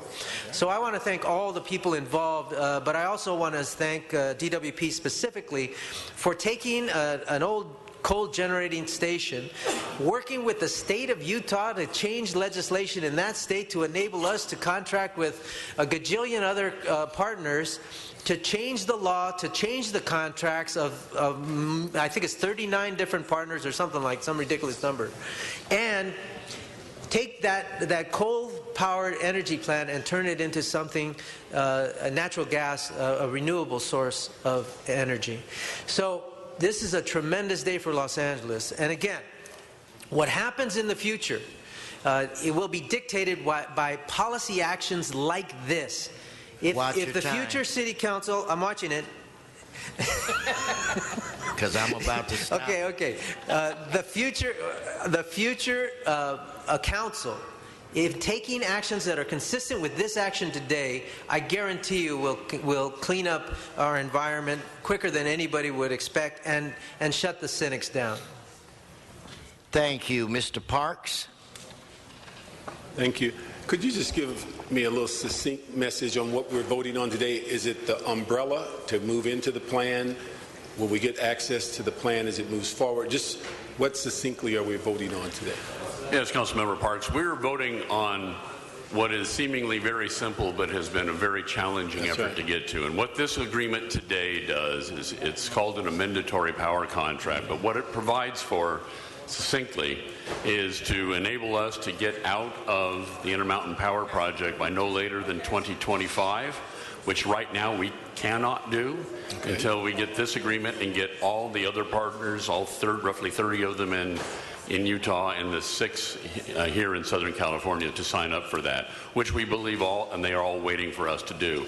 This gives us the opportunity to now plan to get out early out of our largest coal-fired resource, and allows us to plan to get definitive plans for the replacement of that with energy efficiency, renewable energy, and some natural gas-fired resources and plan that out definitively by 2020, at which point in time we would actually be pulling the trigger to get out of that plant by no later than 2025, moving ahead of what we need to do by law. Okay. If doing that, is there any penalty for getting out early? There's not any penalty specifically. If we are working with our other, we will have this plant paid off. In other words, we pre-purchased our power out, a portion of the power out of that by 2023. We will have no further debt on that plant. Okay. So anytime thereafter, we can work through the issue, and where there may be some incremental costs years out, but frankly, there's so many uncertainties right now in terms of what other environmental requirements there could be with that plant, additional emission controls that could happen with that facility, and knowing well between now and then that things can change in terms of the cost of that list of alternatives that I identified. So our expectation is we will be coming back to you periodically as part of our integrated resource plan and telling you what those costs are looking like and what those different non-coal alternatives cost well before we have to actually pull the trigger on the specific replacements for that plant. Okay. So that's going to come incrementally, or is that going to be an overall plan to replace what you're now pulling back from? Well, we put together, we update those plans, that comprehensive plan, every year right now. And we'll continue to make those periodic updates that gives you the whole view of that plan. And then as we go each year, we're making some incremental commitments as part of that overall plan. Okay, thank you. Mr. Rosendahl. Thank you very much, Mr. President. And there's Jerry Rubin over there. He's one of those freaks who's totally into the environment and does Earth Day every year and just did it in Santa Monica. It's always good to see you. It's good to see everybody who's been fighting this issue for as long as they have. Fortunately for me, I was with Al Gore the other day, got a nice photo op with him, talking about getting rid of this coal by 2025. This is a piece of coal that's been in my drawer for the 8 years I've been around. It ain't a new thing what we're doing today. We're actually making a decision today, Mr. President, that's probably the most important one, other than the LAX modernization, yes, expansion, no, issue that I will do before I leave the council. In years ahead, when we're off of coal, the city of Los Angeles, Mr. President, has provided the leadership for the nation and the world to go solar. We're sunny Southern California. It's fantastic. That direction we move in will be legendary for the rest of the world. So absolutely yes on this. And I want to thank all these folks around the horseshoe for going along with this idea. Today is a big day. Thank you. Thank you. Mr. Labange. Thank you very much. Give Mr. Rosendahl a bigger hand right there. Fighting it all the way, Billy. Yeah, that's right there. So, Mr. Nichols, you explained it succinctly. This is the right step. We will have reliable energy, which is key. There's 4 million people plus and all. And then the concept, though, is quite amazing. Because of vision of those who sat before you, transmission runs from Utah all the way through. How far does our transmission run? Oh, it's roughly 500 miles. 500 miles plus up from Oregon to the Great Columbia River, right, all the way down. Correct. British Columbia, our sister city in Vancouver, all the way down, out throughout the West. And there's 3 things it takes to run a power company, right? What are those 3 things? Well, I'm sure you're going to tell me, Councilmember Labange. It's called generation, transmission, and distribution. And on distribution 35, I believe. No, I don't know the number. Distribution station has bad sidewalks at Hillhurst and Prospect. We're going to get them fixed. But everything else is good coming out of that plan. The power lines, where you can, they're sensitive to the environment. We're working to make that a better way, the Whitnall Highway and all those things, but also it reaches for the right energy. And the transformation of Utah, which at its time was the greatest thought in the world. But the great thing, times do change and attitudes do change. And I want to thank Mayor Villaraigosa, who put it way out there, and his commission that doesn't get enough credit, way out there, that this is the way to go in the future. And all of a sudden it is 2027, because I started in 1974 here, and it's 2013. I don't know where it went, but time does come. And time does come to do the right thing. Reliable energy, but the right energy. And so the leadership of water power, which is also bringing along other public utility areas in our region, will make a difference. So I stand to thank you. And the work that each of you do. And Eric Thorpe, I want to thank you. And Mr. Benjamin, I want to thank you. And all the way down to the last person on any transmission line, power pole, station in the system. This power doesn't come here because we wish it. It comes here because we work hard, and now we're going to work even harder to bring cleaner, greener energy to all of Los Angeles. Thank you, Water and Power. I call for an aye vote. Mr. Reyes. Thank you, Council President. First, I want to applaud the department to getting to this threshold and the advocates for their energy in moving this in this direction. But I'm also hoping that as this begins to follow its timeline in the future, that we continue to provide to our constituents some form of summary of what the ancillary savings are like. There are costs associated to this effort. There's also costs associated to the savings when we are helping the environment, when we're dealing with the impacts of pollution, and they're all connected. But how it's connected is a question that we should be able to answer in a more concise manner. Those who are involved in environmentalism understand it very thoroughly. But Joe Citizen or Senora Rodriguez, who looks at her bill and says it keeps going up, and we kept saying, well, we're getting away from coal for all these reasons. Yet, how do we portray that savings? Is there a way to provide that type of explanation? It's something that I'm facing almost every day when I'm out in my district, given the levels of hardships that are out there, people living on subsistence, but they see the bills going up. So where or how can we have that type of explanation? Because those are the reality checks that we deal with, and I'm hoping there's some kind of strategy. Is there a marketing? Is there a way to tell that story? Because I think it's important for those who are living on a subsistence level. Is there an answer to that? Well, two things. Number one, we do have this annual plan that we put together that lays out everything that we're doing on a broad scale. And it is pretty complex. There's a lot of moving parts on that. But the thing that touches most of our customers, the things that we've been able to engage them more on lately, in particular, is we've more than doubled our energy efficiency programs. And we're trying where we can to have that be even a greater presence seen in our lower income neighborhoods as we work through that. And we've been working well to get outreach on that. We're also working through to do more on our local solar programs and working across our customer base to make them more aware of that and make them more aware of things that we're trying to do as we lay out this integrated plan, which is completely changing our power supply in Los Angeles to become a greener LA and a greener example, to be able to make sure that people have opportunities to come into our offices, webinars. We go out into the community to explain that plan, have a lot of good interaction with that. Not just when we're talking about rate adjustments, but when we're looking at the long-term plans that will affect our future reliability and our future resources and lower impact on the environment.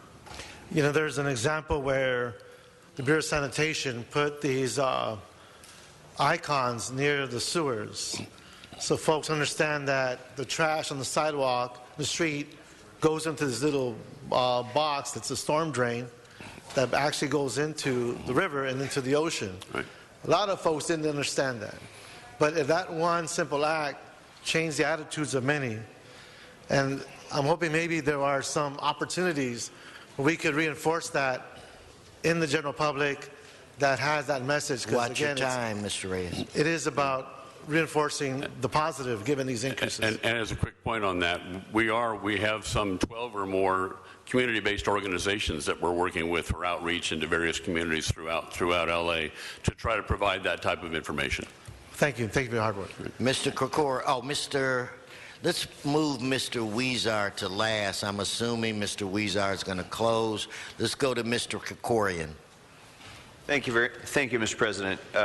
This conflict between cost and environmental protection is a struggle that is going on throughout the world right now as we're evolving out of the coal-based economy, and particularly in the developing world, the challenge of moving to a more sustainable source of power generation when coal remains the globe's cheapest form of electricity is a challenge that is being faced throughout the world. But the problem is that that analysis, in my view, looks too narrowly at the issue of cost. The cost involved with coal is not merely the cost of the fuel source.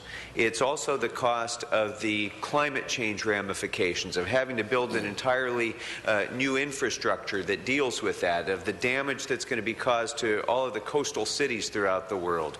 That's the direct result of coal generation. It also doesn't take into account the health costs of coal generation throughout the world. As Mr. Alarcon alluded to, the particulate matter and other things that contribute to shortening of life of people throughout the world. And more locally, I think if we're just looking at the cost of coal generation versus cost of other things, we're not taking into account, for example, the costs that we will be facing if we don't successfully transition out of coal on time in a well-planned way by 2027 in order to meet state mandates. We also will not be able to meet our 2020 RPS, Renewable Energy Portfolio mandates by 2020 unless we have an IPP plan that takes full advantage of that transmission corridor to fully realize the renewable energy assets that the department has at its resources there, and has the natural gas generation ability to balance that and to shape it. Is that roughly correct? Well, it is, and your latter point is incredibly important, and that is, as we back down and get out of the Intermountain Power Coal Project altogether, and we will be putting a much smaller, with our Utah partners, much smaller gas-fired plant there that opens up the opportunity to expand upon the 300 megawatts of wind that we already deliver over that transmission line, to put even more renewables that we can bring over that line as part of a diverse renewable portfolio. And so the advantage that LA has is we have transmission that we already have that we can bring renewables into Los Angeles without having to build more into other states. So, members, I had the privilege, when I was a member of the state legislature, of writing the legislation that mandated a 33% renewable energy portfolio throughout California. And unfortunately, Governor Schwarzenegger vetoed that bill, but it did form the basis for the law that currently exists that requires us to get to that point by 2020. We can't get there without having this transmission corridor maximized for its renewable potential. And to the final point on cost that I want to make is, and Dr. Pickle, I just want to make sure I'm correct about this, that your analysis of the coal costs versus natural gas costs over the lifetime of this assumes a regulatory arena as it exists now, I assume, because there's no way that you can predict what regulations there may be in the future. I'm assuming that the EPA will continue to be aggressive in trying to find new regulations for coal, which might increase the cost of coal during that time period in ways that we cannot predict now. Is that safe to assume?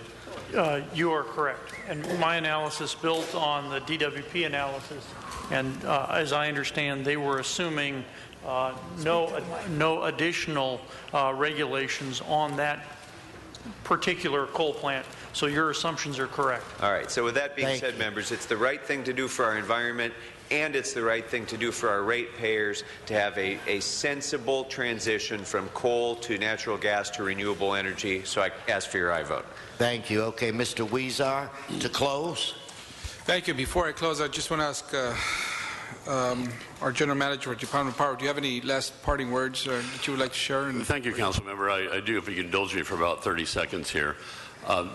What you're voting on is a seemingly simple vote that is incredibly complex to have arrived at the opportunity to bring this for you today, and very much appreciate the policy direction that this council provides to us.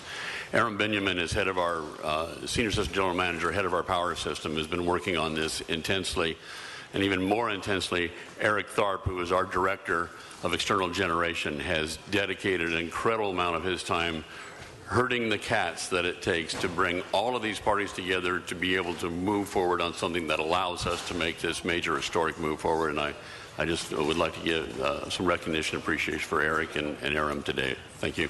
Well, thank you and your team. You guys have done an incredible job, and I look forward to you working with Dr. Pickle as we move forward to try to attempt to keep the costs down. And last but not least, I want to thank all the advocates and the Sierra Clubs Beyond Coal campaign and everybody else who brought this to our attention. Thank you so much. You guys have been incredible through this. And Mr. President, I have some verbal amendments in terms of what our recommendation is to move forward.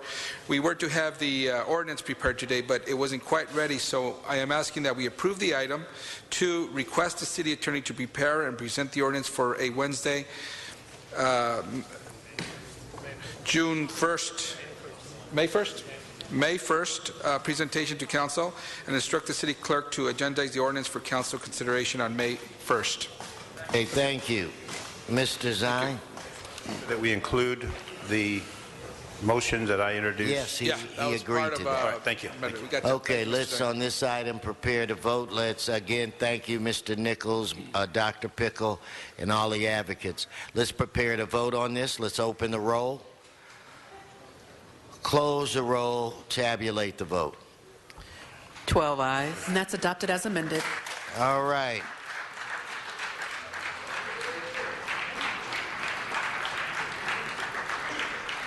Okay, I'm going to jump back to general public comment, and we'll be calling on Nancy Nolan and Edward Nolan. If you two would come up together. Nancy and Edward Nolan, please come forward. This is on general public comment. Don't be shy. Come on. Go ahead. Sure. Hi, my name is Eddie Nolan. I'm 20 years old, and I live in San Clemente. And I just wanted to say thank you for approving the resolution about the San Onofre nuclear power plants, and not to let them reopen until they're safe. And personally, I would like to see a bigger transition to solar energy, which is cleaner and safer. Thank you. Thank you. Nancy Nolan. Yes, hi, I'm Eddie's mom. I'm very proud. He just came back from the California Conservation Corps, where he protected the environment and restored natural resources, creating a better citizen, a stronger worker, and a happier individual. And this was under Jerry Brown's 1979 incorporation for the state of California. And I thank you again for the city and for San Clemente and also the whole entire world, because we can't afford another Fukushima, another Chernobyl, another TMI. And I hope that place gets decommissioned forever because it's just too much money. And solar is a lot cheaper in the long run. So thank you so much. Thank you. Okay, now, Mr. Weezer, are you ready to do item 2? It's my understanding that it's just a quick. Yes, thank you, Mr. President. If we could go to item 2, and it's just a quick reminder to all of us that the commitment we made to oversee some of the rate increases that we saw within the Department of Water and Power for Energy this past fall. And when we approved that 2-year rate increase for power, we asked the Department of Water and Power and the ratepayer advocate to work on a series of cost management strategies recommended by the ratepayer advocate. I am pleased that they have done that, and that they've actually submitted a joint report on the status of those recommendations. It is my intention that this will be a regular process to keep track of DWP costs and ensure that ratepayers are getting what they're paying for. We are in the process of building a baseline from which to work, and so that we can better compare ourselves to other utilities. Doing so will allow us to continually improve and to identify further efficiencies. This is critical if we are going to take on the investments required by the transformation of DWP into a more sustainable and more agile utility. Now, I understand we don't need to make this presentation today, but the report is in your packets, colleagues, and the report is publicly available, correct, on the websites. This is the first of those reports. We heard it in our committee, but Council President, I hope to hear this at the next quarter report that we get. We'll hear it at that time. Fine. Have them do a presentation if that's fine. okay. Thank you. Okay, no more speakers on the queue. Let's open the roll. Close the roll. Tabulate the vote. 11 ayes.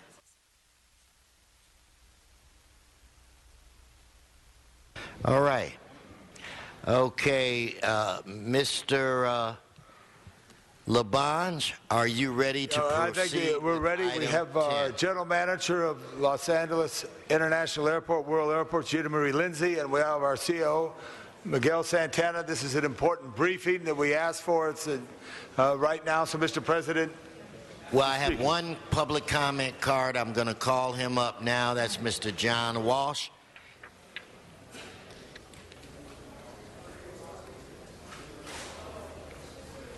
Mr. John Walsh.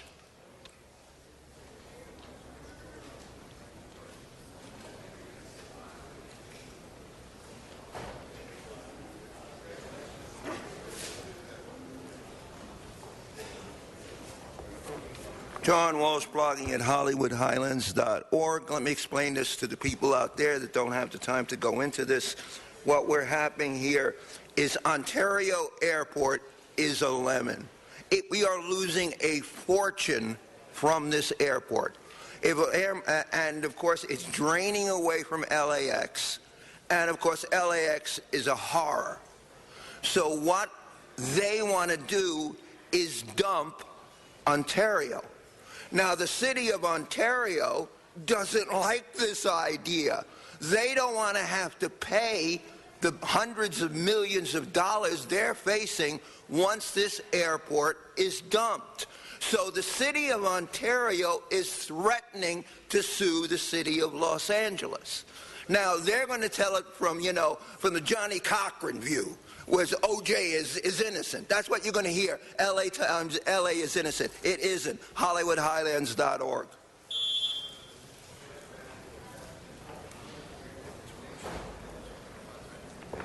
Good. Mr. Santana, I believe that's... Now at this time, I'd like to ask the CEO to give a report. They've worked in earnest on this. There's facts on the table, and we'll get a brief report. Thank you both. Thank you, Councilman Labange. Good morning, Miguel Santana, CAO. As we indicated in our RIN report, your council directed my office to begin the process of negotiating between LAWA, the City of Ontario, and the Joint Powers Authority in the Inland Empire to try to find a mutual solution for the transfer of Ontario Airport. We had a series of meetings, about half a dozen negotiations, which involved the principals at LAWA, at the city manager of Ontario, and the CEO of San Bernardino County, as well as myself. There was an exchange of counter proposals where Gina Marie was able to go to her board and submit a counter proposal to the proposal that had been submitted by Ontario, which provided a price for the airport itself, as well as a process. On that counter proposal was submitted to Ontario in January 22nd. On April 10th, we received notice that the City of Ontario rejected LAWA's counter proposal and stated in their letter that they intended to pursue legal remedies to resolve the outstanding issues. And then on April 11th, the City of Ontario released a press release announcing that it had submitted an administrative claim against the city to terminate the Joint Powers Authority and to force the transfer of the airport. The administrative claim is the first step before filing any actual legal challenge. That claim is currently reviewed by the city attorney, and then ultimately will be brought to the LAWA board for further action and discussion. It's unfortunate that our discussions ended in the way that they did. We were hopeful that through this process we would find a mutually acceptable resolution for the transfer of this airport. This was the first time that the city was in a position to agree to transfer the airport. It established a price, it established a process. We were hoping to find a third party to engage in an appropriate valuation of the property and the asset itself, and then come to a resolution from that. And unfortunately, we have not been able to do that.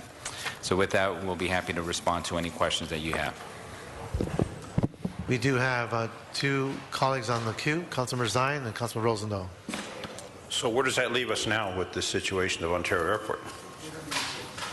Well, in terms of further negotiations, once the claim was filed and the precursor to a lawsuit, then we have to resolve that matter first before engaging any further discussions. And how will that take place? Lengthy litigation? Expensive litigation? Unfortunately, it appears to be that's the road we were on. We were hoping to reach a solution that didn't have to involve litigation, and with the filing of the claim, it initiates that process.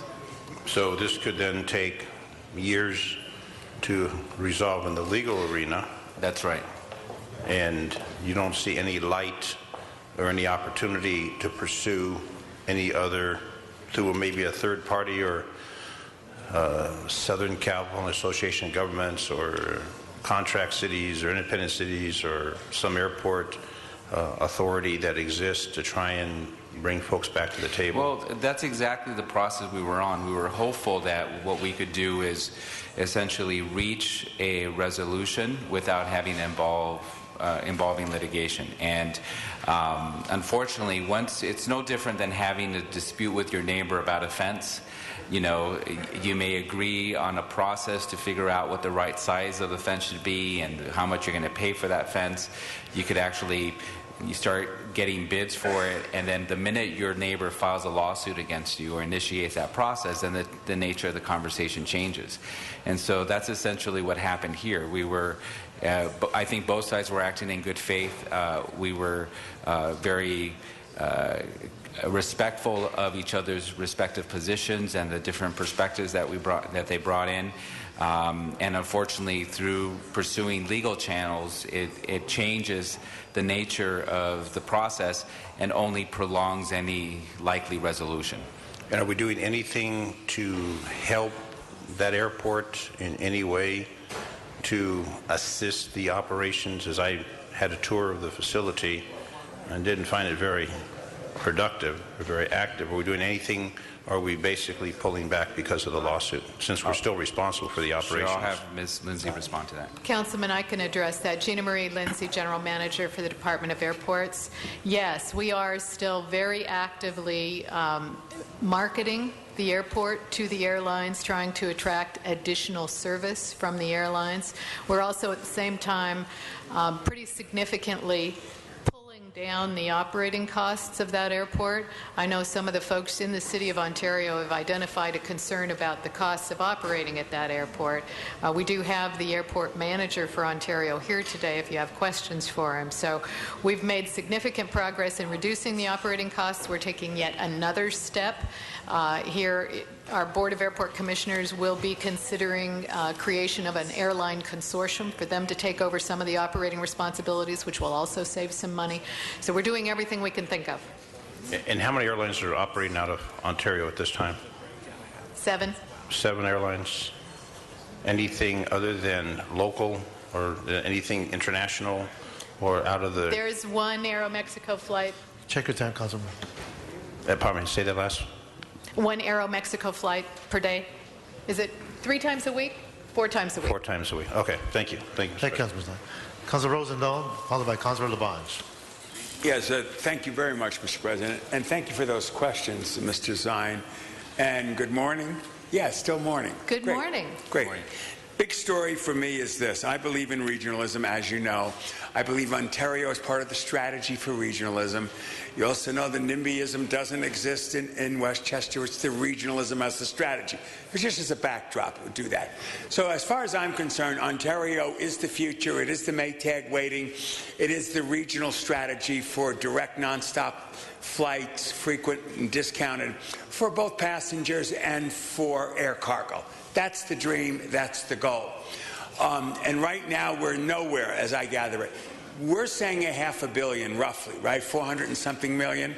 That was our counteroffer. Yeah. I certainly think it's worth a lot, and they're 250. That's Yes. where they're at. Yes. So obviously, we don't want to go for 250. I frankly don't want to go for 500. So what action do we need to take today? So that's exactly where we left the last conversation, is that we weren't surprised by the rejection of LAWA's offer. We knew that it was that they felt that the price was high, and they disagree with some of the assumptions behind how that assessment was made. Correct. And so the next reasonable step, and where we thought we were headed, is that we would identify a third-party appraiser of someone who both LAWA and the City of Ontario agreed would be fair and neutral. Yes. Mutually agree on the set of assumptions and let them do the work of appraising the actual asset. And that would sort of give a threshold number that was independent from both sides. That's where we were hoping the conversation was going to go. Unfortunately, when they filed the claim to initiate a lawsuit, as indicated in their letter, then further discussion to reach a mutual resolution was halted. Right. And again, that matter has to get resolved first to minimize any liability, legal liability of the city, before any further discussion takes place in relation to the transfer. So what do you want out of the council today?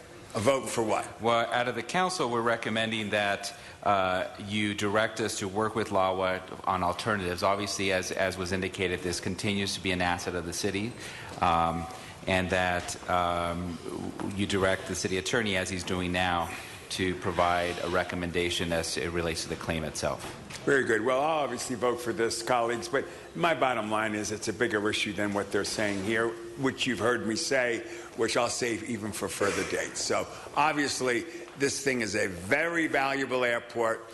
I believe it's part of the regional strategy, and $500 million is not a price I could even contemplate in my mind.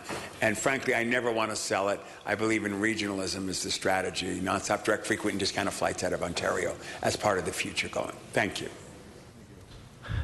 Thank you, Councilor Rosendahl. Councilor Labange. Yeah, thank you very much, Mr. CAO, Madam General Manager of Gina Marie Lindsay, Miguel Santana.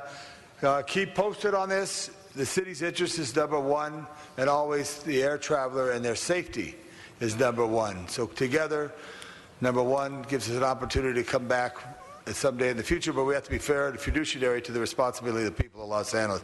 I thank you, and this concludes the report. If there's no other questions, Mr. President. There is one more speaker. Okay, I thought I was closing, but that's okay. They jumped in. Councilor Alarcon. I didn't have a chance to review the report. I was just curious what the fundamental basis for the claim filed was. My advice would be that discussion be held in closed session. Okay, but we can't even... If I could just jump in. Yeah. Our LAWA attorneys and outside counsel are reviewing the claim, and if necessary or if council desires at a future date after we've evaluated the claim, we could set up a closed session at that time. Okay. Okay. Seeing no else on the queue, let's open the roll, close the roll, and tabulate the vote. 11 ayes. Okay. Madam Clerk. That takes council to general public comment. Okay, general public comment. I'd like to come on up as I call your name. Myla Reason, Thomas F. English,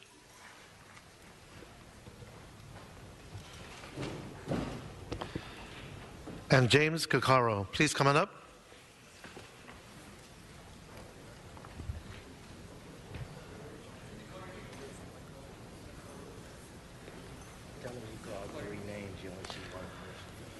Folks, I did call 3 names. Please come on up to the microphone. We have Myla Reason, Thomas F. English, and James Caccaro. Please come up to the microphone. Yes. Appreciate that. Good morning. I'm Jim Caccaro. Been a resident of District 5 here in Los Angeles for over 40 years.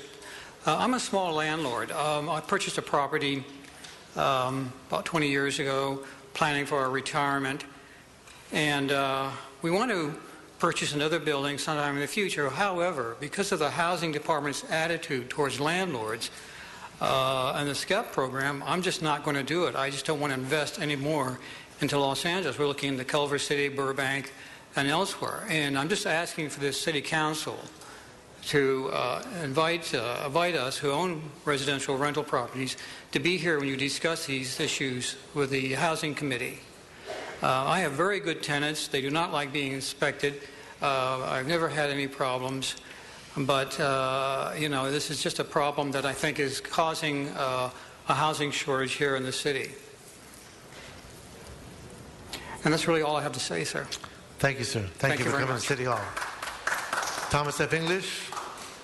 Thomas F. English, you still here? Okay, we'll move on. James Caccaro. James, are you here?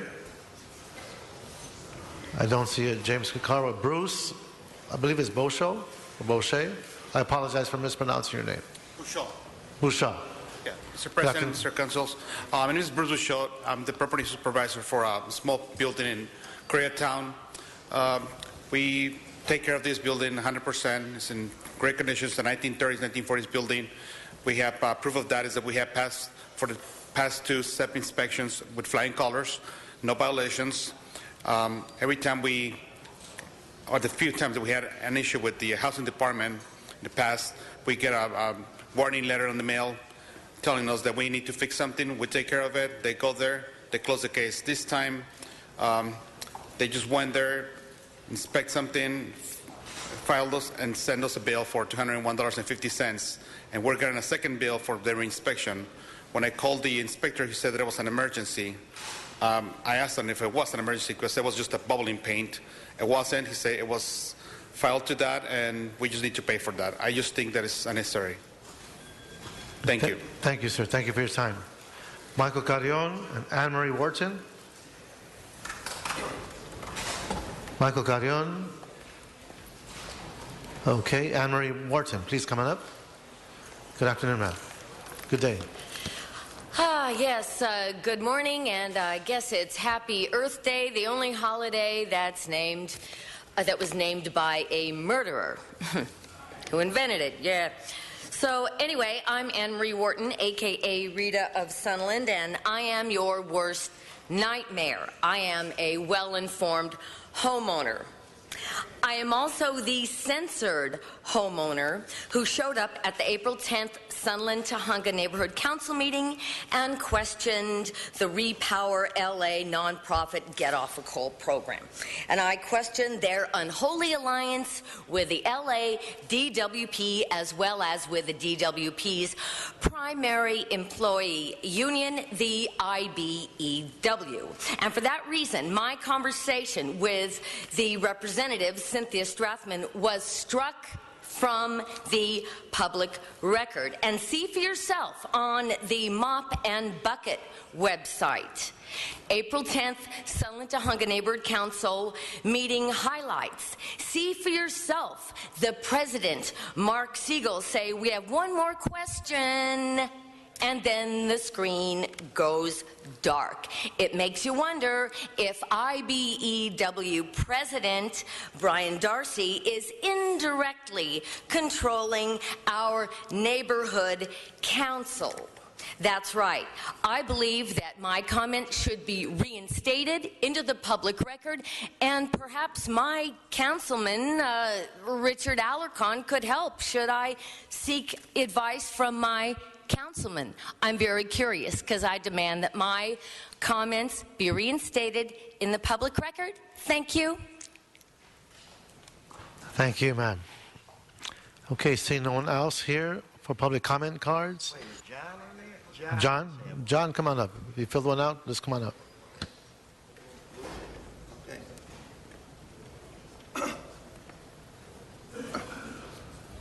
A mellow meeting, isn't it? John Walsh, blogging at HollywoodHighlands.org. I used to put things up maybe once every 2 or 3 weeks. Now, every day there's something new. You go right there. Who is the Madonna and Child? Take a look at who the Madonna and Child is on our website. Go like this, and all of a sudden you're at J. Walsh Confidential. Okay. Garcetti isn't here again. He's been here since the end of February, 3 times. He has a blanket excuse. The LA Weekly today called on Garcetti to resign. He's a spook, you know.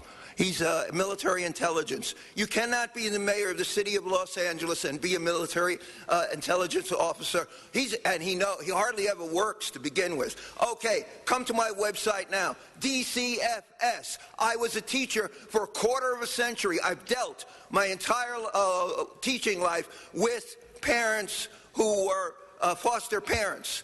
Eric claims to have had 7 foster children. He told that to Bill Boyarsky. It's in the Jewish Journal. What happened to these disposable children? They've all disappeared. Who is the child he is with now? He will answer nothing about this. If you go to our website, you will see what's going on. Eric auditioned children through DCFS to be for this campaign. He had 2 Hispanic children, and I don't know if it's true, but I hear, and I want him to say yes or no, that the 2 Hispanic boys, the brothers, that the aunt lodged a complaint against Eric, and Eric lost the children. Now, this can all be settled by Eric saying something, but I am now going right now to the county and putting in a request for public records to find out how you can have 7 children. Foster children, HollywoodHighlands.org. Okay. That concludes general public comment. Madam Clerk, what's before us? Council has motions for posting and referral. Posted and referred. That clears the desk. Members, any announcements? Councilor Labange. It was a great Ciclavia. I thank everyone involved, which was great. Mr. Weezer right there on Main Street and throughout. And a special thanks to the Department of Transportation, but especially their officers. And sorry to the inconvenience caused by the challenge of moving traffic, but it was a wonderful day. Wonderful day. Councilor Weezer. Thank you, Mr. Labange, for reminding us of that great day. It was great seeing you out there, too. You know, as the mayor said, you're one of the greatest advocates for bicycle usage, and certainly that day it showed that, you know, if the city cooperates, we will see a lot more people using multi-modes of transportation. But it was incredible to think that bicycles would have united downtown L.A. with Venice, Mr. Rosenthal, before a subway or anything else. It shows that we probably are into something that is going to have impacts not only that day, but for the rest. You see more and more people riding bikes now because of Ciclavia and other things. Thanks. Any other announcements? Let's not forget tomorrow is Denim Day, so we could wear denim jeans as appropriate. Councilmember Krikorian. Thank you, Mr. President. Thank you for that reminder. I always forget, and so I have to scramble at the last minute, so it's good to be reminded about our wardrobe choices for tomorrow. Thank you. I also want to announce, unfortunately, I won't be here tomorrow, members, because tomorrow is April 24th, the Armenian community's annual commemoration of the commencement of the genocide, which we recognized here in Council this last week. And for those at home who would like to participate in the genocide commemoration events, there will be a march in Hollywood starting at 10 a.m. at the corner of Hobart and Hollywood. Then the large community commemoration in Montebello will take place at Bicknell Park from 12:30 p.m. to 3 p.m. And then finally there will be a protest in front of the Turkish consulate at 6300 Wilshire Boulevard beginning at 4:30 p.m. So that is where I will be tomorrow. Forgive my absence from council, but it's an important commemoration of the genocide. Very important event. Adjourning motions, colleagues. Please rise. Everybody stand in the chamber. Yes, if you are in the chamber, please stand. This is for adjourning motions. Have you handed that thing To my right, any adjourning motions on this side? Councilor Labange? Thank you. Just a reminder that we will honor Sal Castro at his rosary on Wednesday, 7:30 at our Mother of Good Catholic Church near Griffith Park, 2060 North Vermont Avenue. Following his funeral service will be at the Cathedral of Our Lady of the Angels on Thursday morning at 9:30 a.m. Members, I want to ask that we adjourn in memory of this very special family member to Bill Mack, the artist, his sister, Linda Mack, which is so inspirational. Linda Mack lived a life cut too short. She was loved by many, and we want to remember her, Linda Mack, for her work as a great person. And this is more personal. Walt Hampton, a great LAPD police officer who was a reserve officer for many years in the Valley, and then became on the job in 1977. He grew up in the Valley after being born in New York City, attended San Fernando High. Following his work at San Fernando High, he became a reserve officer for Foothill Division in 73 and then full-time in 77. He promoted through the ranks from a variety of positions in West Los Angeles, patrol officer, to when he was on Metropolitan Division.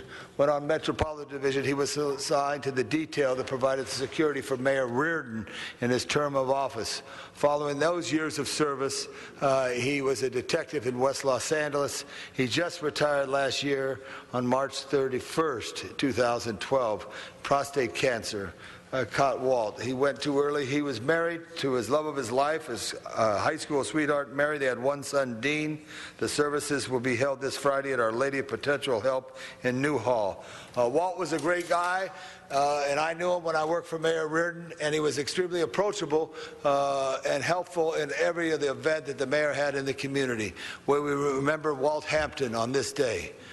Thank you. Thank you, Councilor Labange. Any other adjourning motions? Seeing none, this meeting is adjourned. Have a great day.